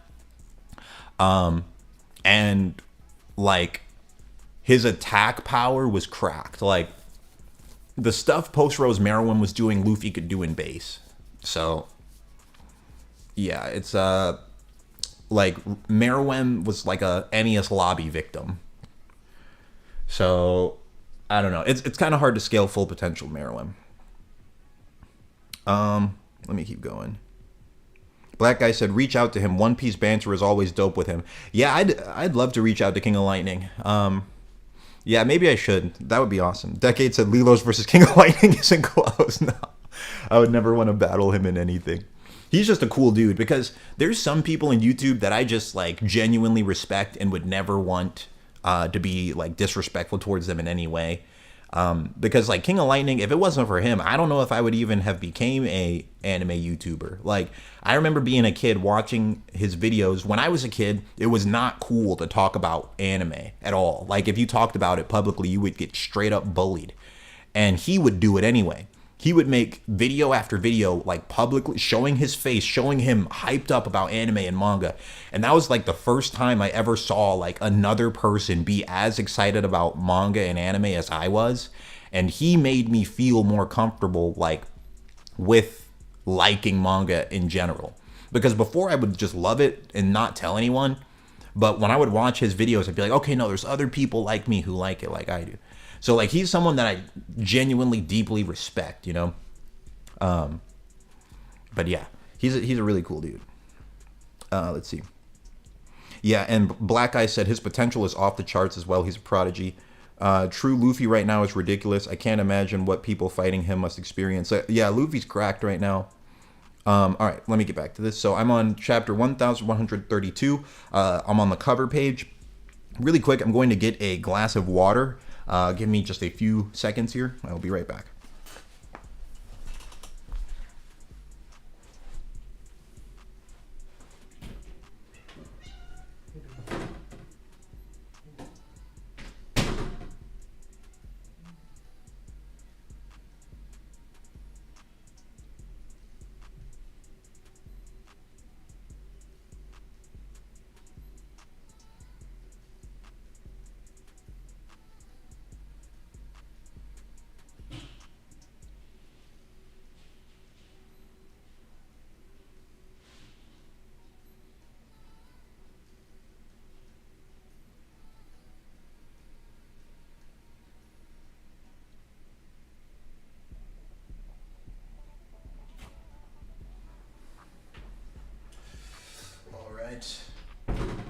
All right, chat.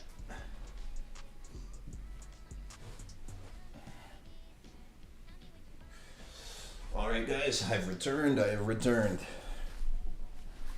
All right, let's get back into this. Let me see. Did I miss any comments while I was gone? Pete said, "Do you think Squid Games?" What's up, Pete? Welcome to the stream, by the way. He said, "Do you think Squid Games is similar in power to Hunter x Hunter?" I've actually never seen Squid Games. I know it's a really popular show. There's a lot of popular shows I actually have not seen. Like Squid Games, I haven't seen. Game of Thrones, I've only seen like one episode. There's a bunch of like popular ones I haven't seen yet. But yeah, let me take a slug of this water.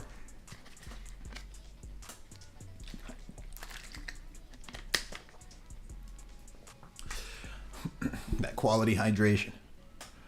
All right. So now we are on chapter 1132, Adventure in Elbaf. Okay. And let me see. I'm just looking at the cover page first. All right, so the Udon Castle is under reconstruction. That's cool. They're rebuilding it. I think that's where the prison was, and now it's looking nice. Anyways, here we are. So, page 2. It's the Great Eric. The giant pirates have returned. Isn't that great? What took them so long? Hey, captains, are you gonna drink at the pub? The child of Elbaf. Being a giant is sick, bro. Like, if we were in the One Piece world, I would want to be a giant because they all lived, like, their lifespan is 3 times longer than a human. I think it's actually closer to like 3.5 times longer because the oldest giants we saw were like 320 and they were like the equivalent of like an 85-year-old man. But they stay children until they're like 50, I think. Like, I remember seeing one giant who was like 68 or something, and I think Oda said she's the equivalent of like a 20-year-old. And Harjuden, I think, is like 120, and he's supposed to be like a 30 or 40-year-old. They're considered young pirates, so I think like Harjuden's like 100 something, and he's supposed to be like a 30-year-old if he was a human. And this child, I think I saw something on, like, I was scrolling YouTube, and someone posted that this kid is 20, but like in giant years that would make him like, maybe he's only like 6 or 7. Anyway, let's just keep going. So it says, oh no, they're going straight up. What does that mean? It said, oh, they are? That's smart. If they've got guests with them, once they start drinking, they'll be here for 3 whole days. So yeah, they're telling them that they weren't drinking at this pub. They're going somewhere else. Okay, I'm going to the next page. If you're going up to the Sun World too, then I've got Ripley's favorite here. and a bit of Daddy's favorite as well.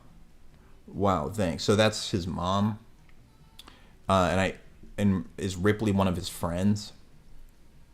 And he said, "Do you know about the giant? Do you know about the pirate that Captains Dory Brogy are bringing here?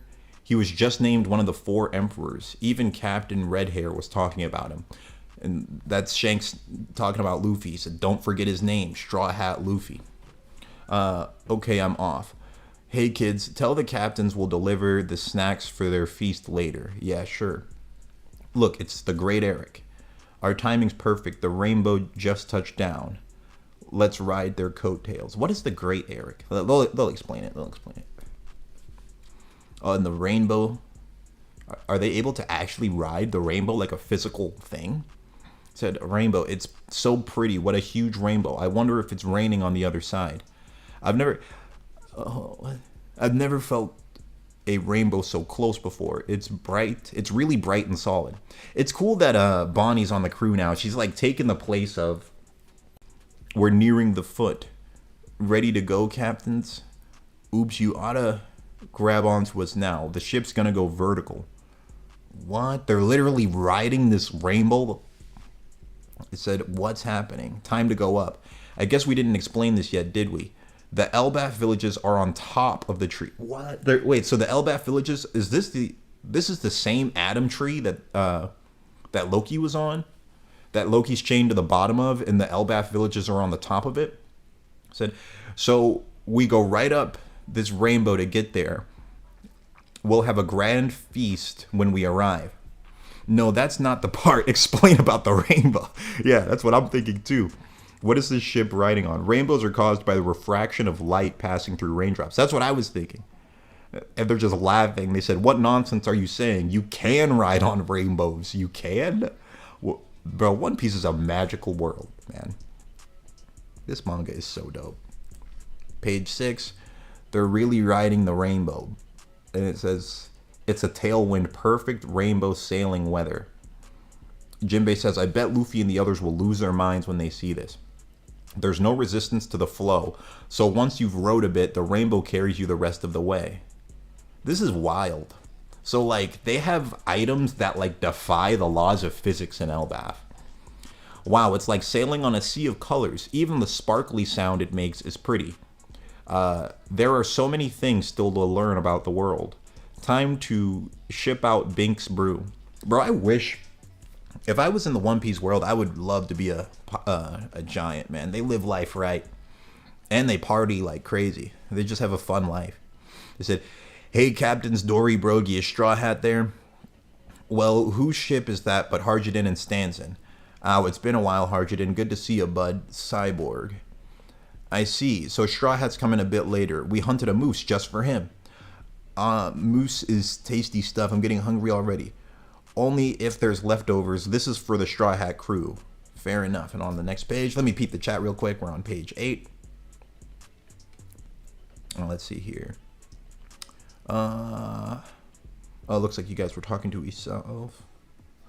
You guys were talking to one another. Broma said, is there Squid Game power scaling? Bro got calced to city level when licking a cookie. Yeah, I've actually never seen Squid Game, so I don't know. I thought they were just normal human beings. Anyway, we're on page 8. So it says, the rope connecting the underworld and sunworld. Man, this Elbaf is cool, bro. I really like Elbaf so far. And they're carrying the Sunny, and Luffy sees him. He said, the Sunny, hey, that's our ship. And then the girl giant picks him up and likes Luffy. She's like, you must be Luffy. She said, I love humans. Oh, but I'm not like him. I'm not like that weirdo Roto. I don't want to lock you up. I just want to be friends. And all right, let's go. And he said, I'm on page 9. I know all about you. You were brought here against your will, and that was because of that weirdo. I know against my will. So she hates him too. I'm so sorry about that. And he's like, you mean that bonehead guy? You just flew up from the underworld. Did you fall down there? And Luffy, and now Luffy's gonna try and lie, but he's terrible at it. He said, "Don't tell anyone about meeting me or our little promise. You got that, Luffy?" What promise? Wait, what promise did he make? Did we not see it? Maybe we didn't see the promise. And we didn't even see how Luffy got up there. They said he flew up. So either Luffy just launched him. Yeah, Luffy probably just launched himself. Like, probably used a rocket, like his rocket attack, to fly up there. Or, I mean, Luffy can also just fly with Gear 4, so. And that's Luffy trying to lie. So, I think there was some dialogue that happened off screen that we didn't get to see. Because the last thing we saw, Luffy tried to punch him in the face. Oh, yeah, and then he asked him a question, and he said, "You're not going to get that info for free." So then there was, like, some dialogue that happened that we didn't see. All right, we're on page 10. Elbaf Sun World, the second level. Bro, what I would love to see is like a map of all of the islands, like all of their geography just mapped out. Like to look at like the underworld, the second level, the top level of Elbaf, to see all of that laid out in like a drawing. And to see that for every island. Like I know Oda shows us all of it, but it would be cool to just look at it all in one place. He said, "Now I found you at last. Come back to me, my perfect live dolls." And that freak giant is chasing him again. I said, "Quickly, before everyone else finds out, I have to lock you up more securely than before, so I can keep you for life, my ultra rare Nami." Yeah, he is treating human beings like Pokemon cards, calling them ultra rare and stuff. And then he gets smacked in the face with a tree. And then he said, "I don't believe it. Even animals wouldn't fall for that trap. Oh, geez, you overdid it, Zoro and Sanji." What did they do? Like, did they throw a tree at him? Like, where did the tree come from? "We can't get in trouble if we didn't touch him." And he said, "Let's get going." I'm on page 11. He said, "Let's get going. I want to see the land. I want to see this land of giants now. Curse you, tiny humans." There he is. And the Straw Hats are there too. And then the other two giants that were carrying Luffy came and smacked him in the back of the head. They said, "Stop right there, Roto, you freak." Now that's a wild combo. Page 12. Sanji's simping again. He said, "See, now the evidence of our attack is gone." Good point. And Luffy's joined the crew again. He's like, "Hey, you guys. The Sunny's here too. All right, so everything's getting back together. Hello there, you must be the Straw Hat crew. I'm Gerd, and this is Goldberg. We're Harjadin's friends. I'm sorry you had to go through that scary experience. Don't worry, we'll be escorting you from here."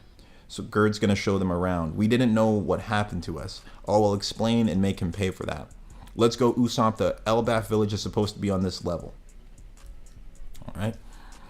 Page 13. "Just go straight through the woods and you'll reach the clouds. Hitch a ride and you'll see the village. Let's go after them." Whoa, it's island clouds. Wait, what if they're not? Oh, wait, are they falling through? No, yeah, they said they could ride them. On the Giant's pirate ship, once we pass these clouds, you'll see it. Elbaf has 3 levels. Okay, it has under, the sun, and then it has astral. That's cool. Starting from the top is the astral world, sun world, and underworld. We live on the sun world where the sun rays reach, and there are a number of villages there. It's too big to see all of it at once. But there's a village over there. Bro, this is where One Piece shines. Like the world building. Like they're showing is this the sun world? Yeah, so they're showing the sun world right now. And it looks gas. It looks so cool. To be in the presence of the Gargantuan is to know emotion. Who could possibly put this sight into words that convey its grandeur? This looks actually so dope. Like, it's such a lively village. Like, this looks like an area you would reach in an MMORPG when you're like almost maxed level. This is so sick. It said, "Welcome to Elbaf." Whoa. And they're showing like early like chapter 50 One Piece stuff where he says, "Yo guys, someday I swear I'm going to Elbaf, to the village of the warriors. All right, let's do it, Usopp." And it's showing Luffy and Usopp from like chapter 50, and it's showing them now and Usopp's crying. That is a sick panel. Next page. Oh, and that was a double spread page. So now we're on page 16. And it's showing all the Straw Hats' reactions. This is sick. And then Sanji's just gooning out. Freaking Sanji's a fool, bro. This is Elbaf Island, the kingdom of Warland. But most simplify the matter by just using the name Elbaf for the land of the giants. This is sick, seeing all the reactions to it. Hey, Straw Hat. Oh, Luffy's group is here. We've been looking for you. Did you guys just get here? Glad we found you. It worked out in the end. Next page. Plants, trees, vines, flowers, insects, fish, birds, and animals. Everything is breathtakingly giant. Adventurers, do not regret your lost time here. Elbaf rules are all freaking... Usopp, Luffy, and Chopper are all freaking out, seeing that they're riding on that rainbow with the ship. That's hilarious. And it said, however, if there is one message you take away from my account of the gigantic and mystical land of Elbaf, let it be this word of warning. Do not overstay your welcome here. And it was from an explorer, Louis Arnott. So that's actually really interesting because we have pirates and marines, but there's a third branch of like sea travelers. Well, technically pirates, marines, and revolutionaries. But the fourth branch of adventurers would be the explorers. Like Norland was an explorer as well. Yeah, let me peep the comments. That's the last page on that one. Black Guy said page 16, Sanji's winning. And that panel of Sanji, I actually don't mind too much. Like, that's better than Fishman Island Sanji, who would have just been like nosebleed dying there. It's like, that's actually giving me some hope that maybe Sanji is like not gonna be too much of a freaking weirdo this arc. I'm hoping so, bro. All right, I'm peeping the comments. Let me see. Black Guy said, true, we don't know what the promise was or what they talked about. Yeah, I wonder what it was. Hunter x Hunter Grandmaster said, and also demands on which version. Oh, I think you guys were talking about some Hunter x Hunter power scaling stuff. Black Guy says, this arc has so many great double panels. Yeah, it is crazy nice. And Ryan, I just finished chapter 1132. And I think I'll start leaving comments in the chat so that way people can see like what chapter I'm on. Mr. Den said Sanji's gag is pretty chill in this arc. Yeah, it seems like he's a little toned down, which I'm happy for. Pete said, are MHA and One Piece similar in power to each other like JJK and Hunter x Hunter? I actually did not read all of MHA. I dropped it like halfway through. But from what I saw, no one in MHA was even close, actually, from what I was seeing. Like, it seemed like Lightspeed was still faster than a lot of them, but I don't know. I actually don't know MHA scaling. Because when I think about it, there was one guy who had, like, a laser beam attack, who was, like, a fodder character. So maybe, I don't know, maybe people are, like, significantly faster than Light in that verse, too. I'm really not sure.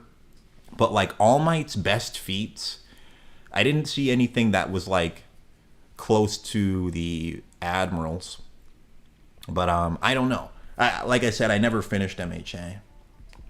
Decade said, how do you feel about the Fourth Prince in general? I think he's extremely interesting, man. Like, he's probably the most sick and twisted character Togashi's ever made, because he's like, what makes him different from Hisoka is like a Saiyan who enjoys fighting to the death, but the Fourth Prince just wants to kill for fun. He's like a sick, sadistic, twisted person. And his potential's really interesting. Like, the next video I think I'm going to post is going to be Kurapika versus the Fourth Prince. And in that video, I just want to go in depth about like what his powers are, how they work exactly, because they're pretty complex. Because he has like a time stop and time rewind power. And he has a Nen Beast, which is like implied to be the strongest Nen Beast out of all of the princes. And we also don't know if he like had any physical strength before Nen. Like, we don't know if he was a fighter of any kind, but he seemed like he wasn't. Like, he seemed like he was just kind of a normal strength human who's just happens to be cracked at Nen. He's not like Gon and Killua, who were like superhuman even without Nen and could push like several tons, you know, without Nen, and then Nen amped them on top of that. I think Serenditch, most of his power is going to come from him using his abilities well, and then just maybe he'll have ridiculous amounts of aura. But I need to like analyze him closely and see. Yeah, exactly, Decade. Like, Hisoka's a battle junkie, but the fourth prince is just a monster, actually, yes. And it would be, I really hope that Hisoka and the fourth prince have some interactions in this arc. That would be fascinating. Because I think Hisoka would think he's, like, someone that Hisoka wants to fight right away. He might. I'm not sure. Anyways, we are on chapter 1000. Let me change the chapter. We're going on to 133.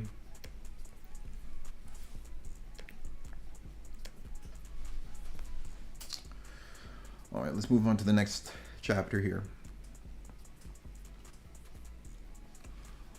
Oh, dude, the person who stole the sword was Holden. It was Holden. That's crazy. All right, so we're on 133. And this might be the last chapter I read for the stream, so I want to go get some food and stuff. And then I might just stream the rest tomorrow. That's what I'm thinking. Because or I'll do something where, like, if I ended up reading it off stream, then I would do an analysis of the chapter 1138 and 39. Because I hear a lot of people are saying it's really good. But yeah, I think this will be the last chapter I read for the stream for today. And we'll pick back up tomorrow with it. But let's get into it. So we're on chapter 1133. So 22 years ago, the scene in Ohara, it chilled me to my spine. It was an atrocity. The evacuation ship, packed with innocent civilians, suddenly exploded and went down in flames. To my dying day, I'll never forget the sounds of the screams that emerged from the fire. And Nico Robin did that. Oh, they blamed that on her. Not only that, but several other battleships were also sunk. And they're just blaming it all on 8-year-old Robin. The government won't go into details about the story. The truth is so shocking and brutal that it will traumatize children. If you see her, don't approach. Just tell the authorities. What? There's a criminal on the island? I met her. She had the eyes of a killer. Yeah, this was Robin's just horrible childhood. She's got the brain of a veteran scholar, but no human emotions to go with it. And then they're just showing Robin just crying, homeless. Look at that bounty. Grab your guns and let's hunt her down. Don't be fooled by appearances. Your mercy is wasted on her. Yeah, the fact that Robin survived this is crazy. She uses freakish sorcery. Catch her as quickly as you can. I can't sleep at night knowing she's out there.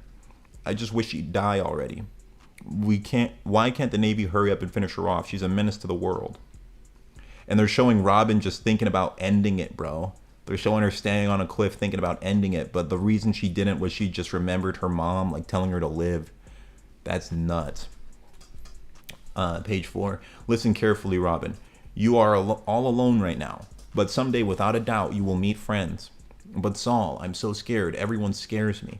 When it's unbearable, remember what I taught you. Just laugh like this. And someone grabs her. It's like, what do you think you're... and it just says, I hear she travels from town to town, killing and robbing people. She lowers their defenses with her childish looks, then slits their throats in the night. And everyone's just saying they wish that Robin was dead. And that's her doing the fake laugh that Saul taught her. Present day Elbaf, New World. A port on top of a tree. Are we on the sea or clouds, ready to dock? This is the port of the western village. It's sea clouds. Welcome back, captains. You took so long we got worried. Why, it simply begars the mind. Everything is on a different scale. What a grand sight. And they're here too. Hey, you guys, it's Luffy and Usopp. Look at this, isn't it wild? And it's a Svar, a mist ship that uses buoyancy and island clouds to sail. That is cool. So they have flying ships in Elbaf. It's all amazing. How is this place so amazing? The climate on Elbaf is simply perfect. Island clouds, sea clouds, bubbles, rainbows hovering. On page 6. Straw Hat, Usoland, and friends. I'm glad to see you're here in Elbaf. I knew you changed your hair, Robin. I see you've been getting into the Elbaf swing of things too. Good. Oh, and Luffy's reunited with Harjin, that's sick. He said, I've heard tell of all your exploits. You're an emperor of the sea now. That's the fleet captain we all look up to. I'll give you full introductions later, but for now, the 4 of us are the new giant pirates at your service. And Luffy said, I said you didn't need to follow me. It is like, who cares? We'll do it anyway. I was wondering if Luffy was going to accept that he has a gigantic fleet now, but still not.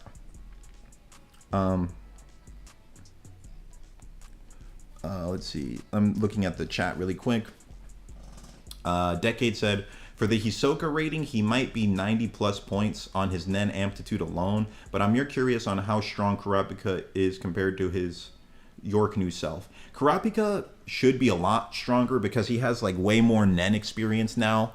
It's implied that like he learned similar, like the same things Gon and Killua learned in Greed Island. They learned like what I've been calling it is advanced Nen, which is like using 2 basic Nen abilities at the same time. So like 10 plus Ren is Ken.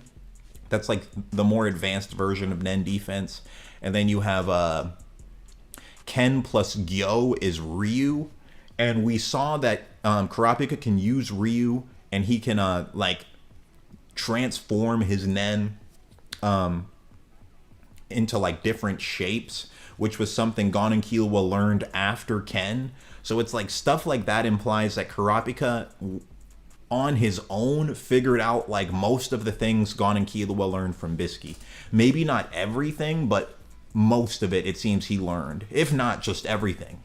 So yeah, he should have had like a similar amp to his power that Gon and Killua got from Greed Island. Like basically, I think the difference from like end of Phantom Troop arc Gon compared to end of Greed Island Gon is a big gap. I think a similar gap would apply to Kurapika.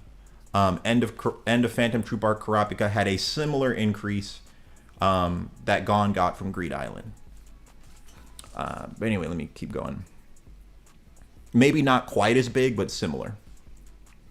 And then he makes up for like not having a master by just like risking his life. Like he barely listens to his master, and like now his master is like working for him as an employee, which is fascinating. Even Bisky's working for Kurapika as an employee, but that doesn't mean he's like a superior Nen user. Anyways, let me keep going. What page am I on? I'm on page 8. Okay. So, the news about how you beat Big Mom over in Wano made waves over here, and we never pay attention to the outside.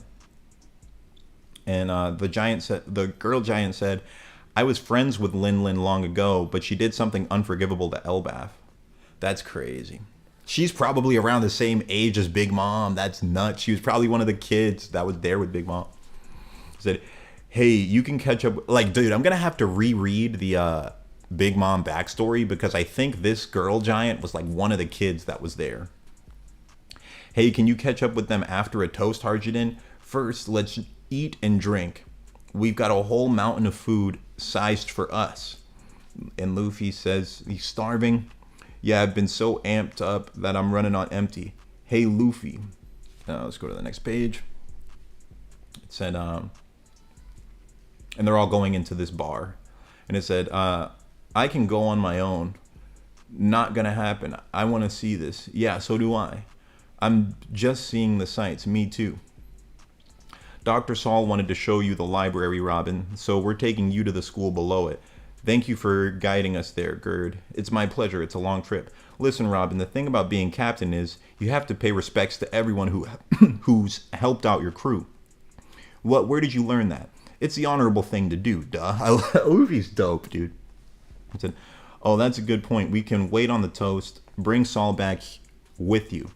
In the meantime, I'll prepare that special mousse for you. Take your time, folks. All right, page 10.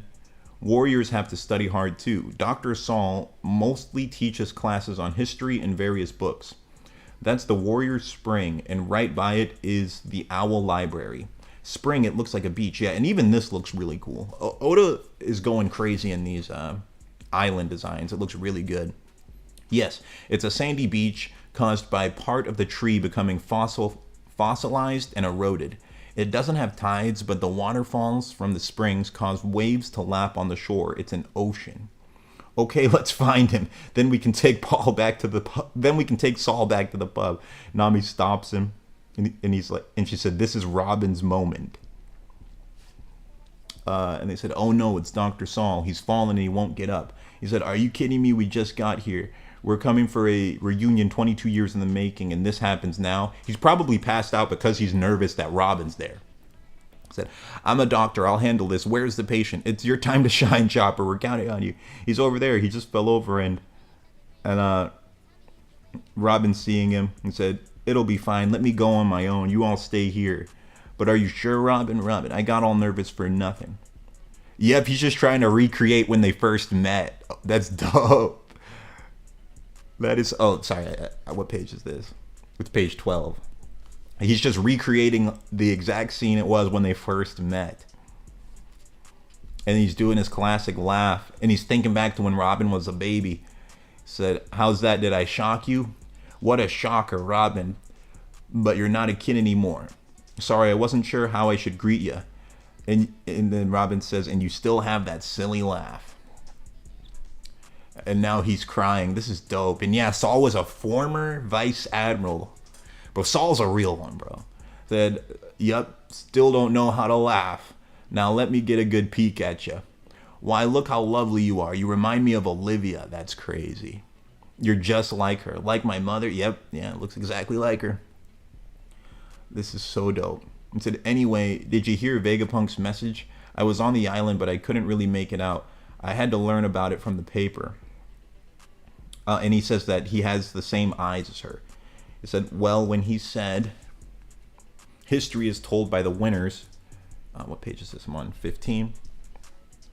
"Those words came from O'Hara. If they were left to be buried in history, they would have vanished without being heard. The scholars of O'Hara sent out their voices. And Vegapunk's a scientist. He doesn't speak on good and evil. But he gave his life to pass those voices on. It's a huge step forward, made possible by O'Hara's and Vegapunk's sacrifices. I'm sure it means big changes for the future." And Robin said, "Your sacrifice too, does it hurt?"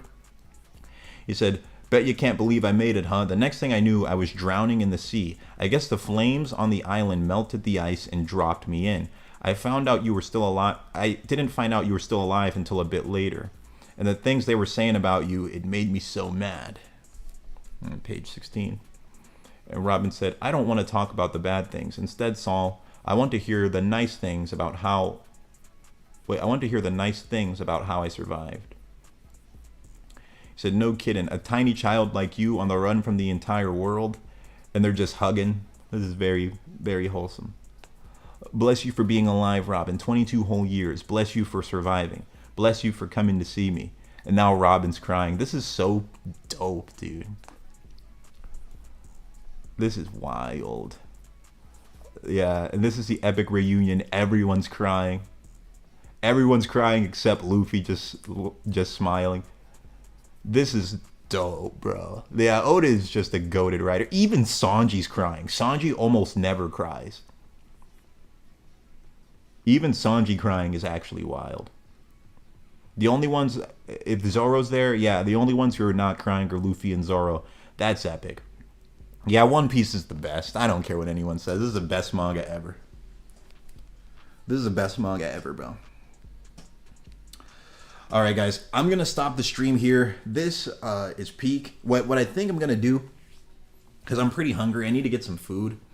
I might read 134 to 139 just on my own. And if I do that, I'm going to do an analysis of these of like the coolest chapters tomorrow. So like tomorrow I'll do an Elbaf analysis and And I'll also do some power scaling of it too. But let me read through these comments, the ones I missed. That is just actual peak, bro. I love One Piece so much, dude.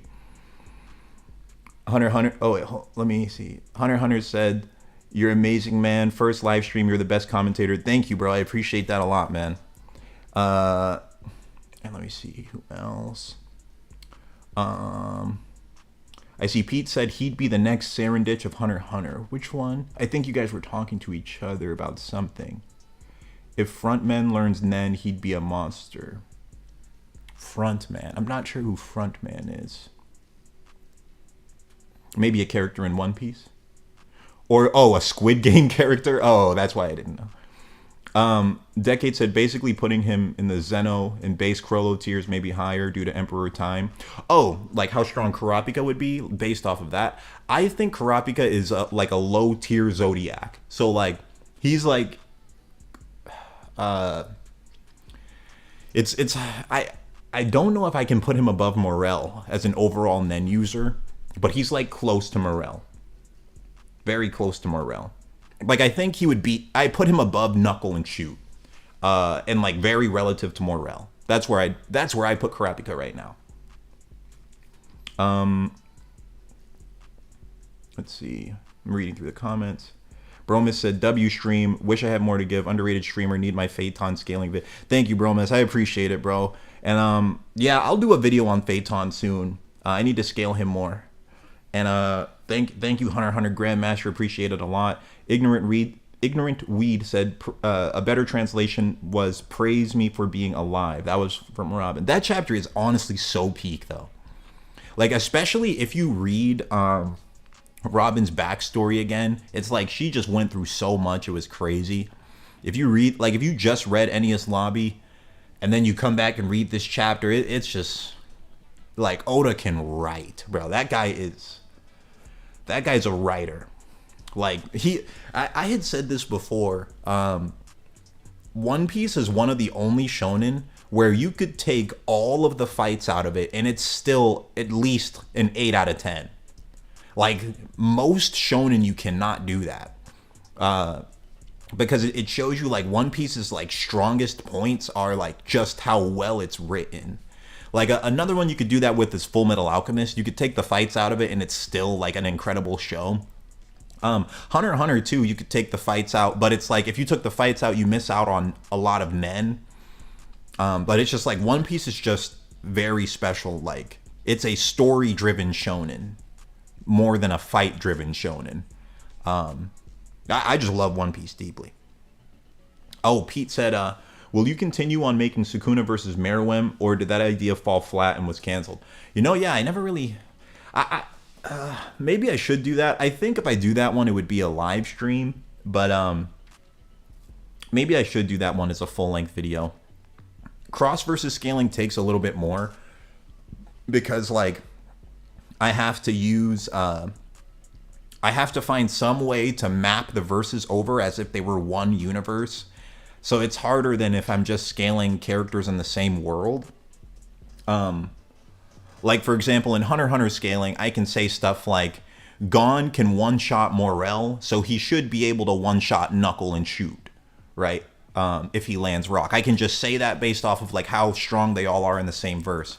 But when you're cross-verse scaling, you have to have some other way of, like, putting the verses together. That's where you usually see people say things like, this person's doing this many tons of force or this many joules of force. So that's a little bit trickier. And quite frankly, I don't like doing those as much as inverse scaling. But that's why I was saying I should probably do it as a live stream. But I think people would like it as a normal video too. So I'm still thinking on it. Broma said, and Lilo lost me when he said Kurapika is about equal to Morel. Kurapika probably destroys Morel with minimal difficulty. He's relative to top tiers while Morel is around top of mid, bottom of high tier. Yeah, it's kind of tough to scale it because it's like Morel is stated to be weaker than the Zodiac. But he's very experienced too. Like, he has a lot more experience than Kurapika. But Kurapika is a genius, like, of crazy proportions to the point where, like, I think his genius makes up for his lack of experience. So I'd really have to think about it. I think I'll do that as a poll. Right after this, I think I'll do that as a poll. Who would win between Kurapika and Morel? Because yeah, that's actually a really interesting matchup. And you know, that's one I'd like to do as a video, but there's some matchups that like I just do not think would get very many views, and that's one of them. Like Morel doesn't get as much love as he deserves. So I don't know if videos like putting Morel against anyone would really do that well. So those kinds I might do as live streams. I've also been thinking about like I do like who's stronger polls pretty frequently. I was thinking of just like every time I do one of those, that same night, just doing a live stream and just talking about the top comments. I might start doing that.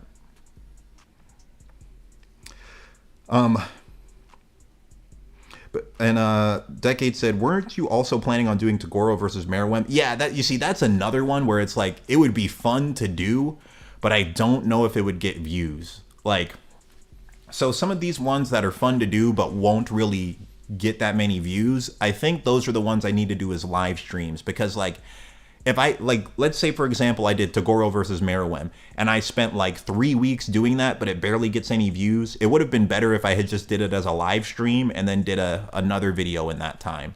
Another one I've been wanting to do for a long time is Hiei versus Kurama from Yu Yu Hakusho. And I think that one could do well, but I'm really not sure. It's like, that's one I've really wanted to do for a while. Hiei versus Kurama. It's just like, I don't know if people would watch it though. Hunter Grandmaster, what time are you streaming tomorrow? I'm not sure. I'm not sure, but I'll put out a post tomorrow to let you guys know. I don't have class tomorrow, so I might just do it like in the morning. But I will let you guys know like at least like an hour or two in advance through the community post. Decade said EOS forms. I wanted to do it all arcs. So like Hiei from the start of the series and Kurama from the start of the series, all arcs, how their fights would go. But thank you for the donation as well, Hunter Grandmaster. And thank you, Bromus, for the donation too. But all right, guys. And yes, Decade, it would be all forms. So it would be like start of series all the way till end of the series, all arcs, all forms. Hiei versus Kurama. That's something I've wanted to do for a while. But all right, guys, that's everything for today. Thank you, everybody, for tuning in. And yeah, I'm about to post a community poll. And yeah, I will see you guys. Oh, and Bromus just said, hot take, Killua can't beat Gon. Dude, yeah. I was talking to one of my friends about it. I actually think, like,